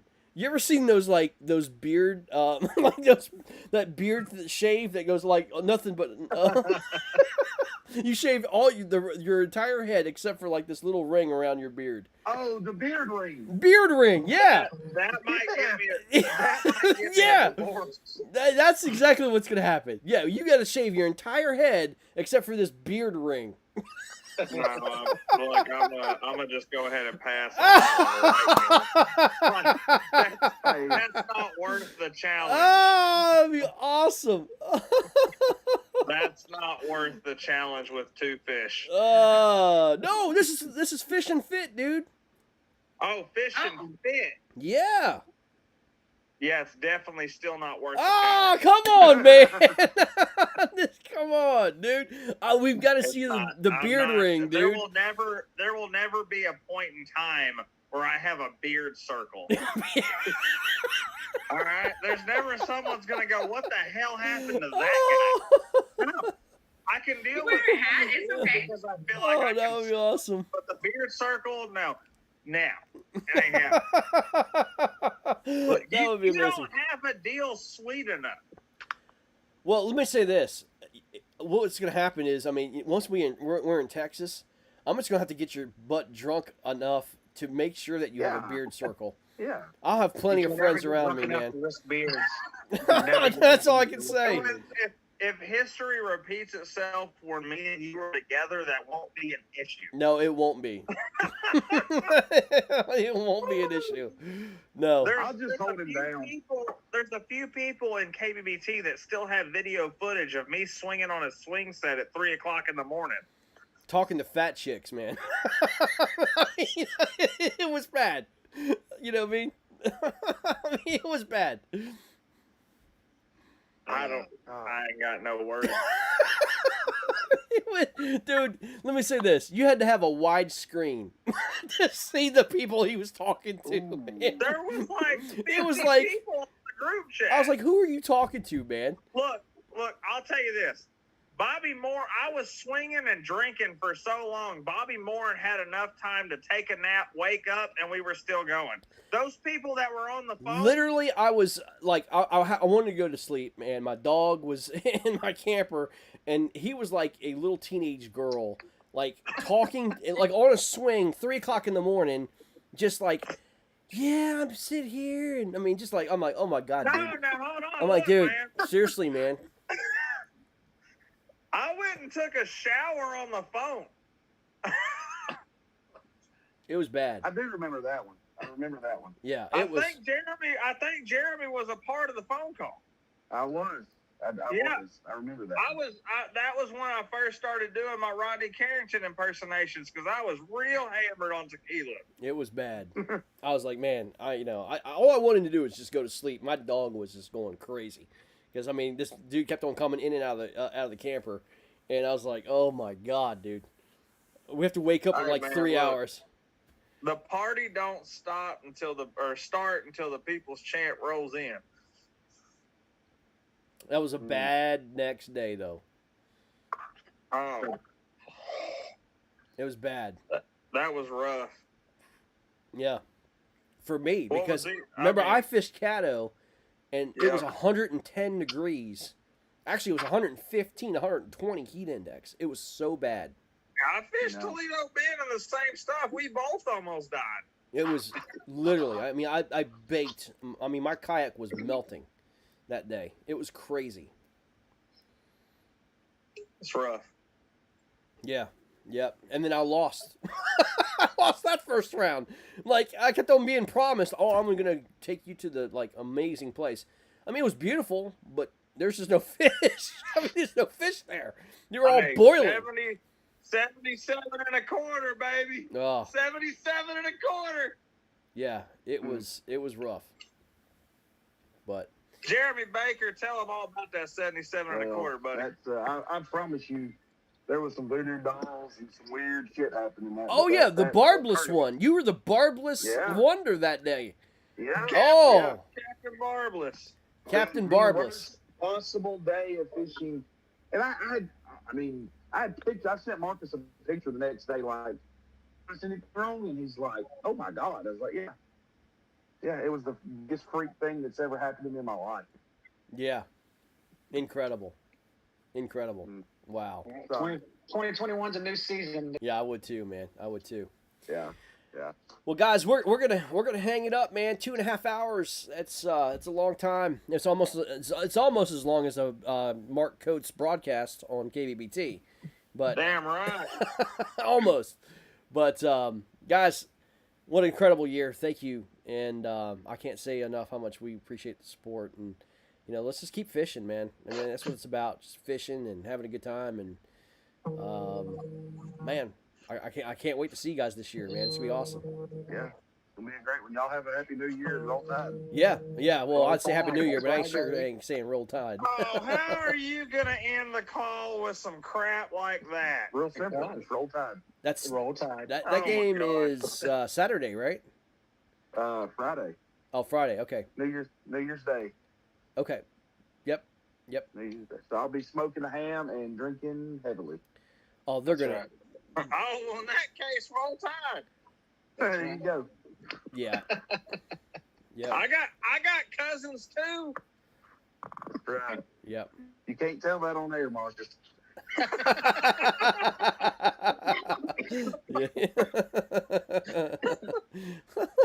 New Year, everybody. And Happy New Year, guys. Happy New Year. Happy New Year. All right, from guys. all of Take care. Y'all be KBBT, guys. safe. Thanks for sticking around. All right. See ya. See you guys. Bye. New Year, everybody. Bye. Bye. See you guys. Bye.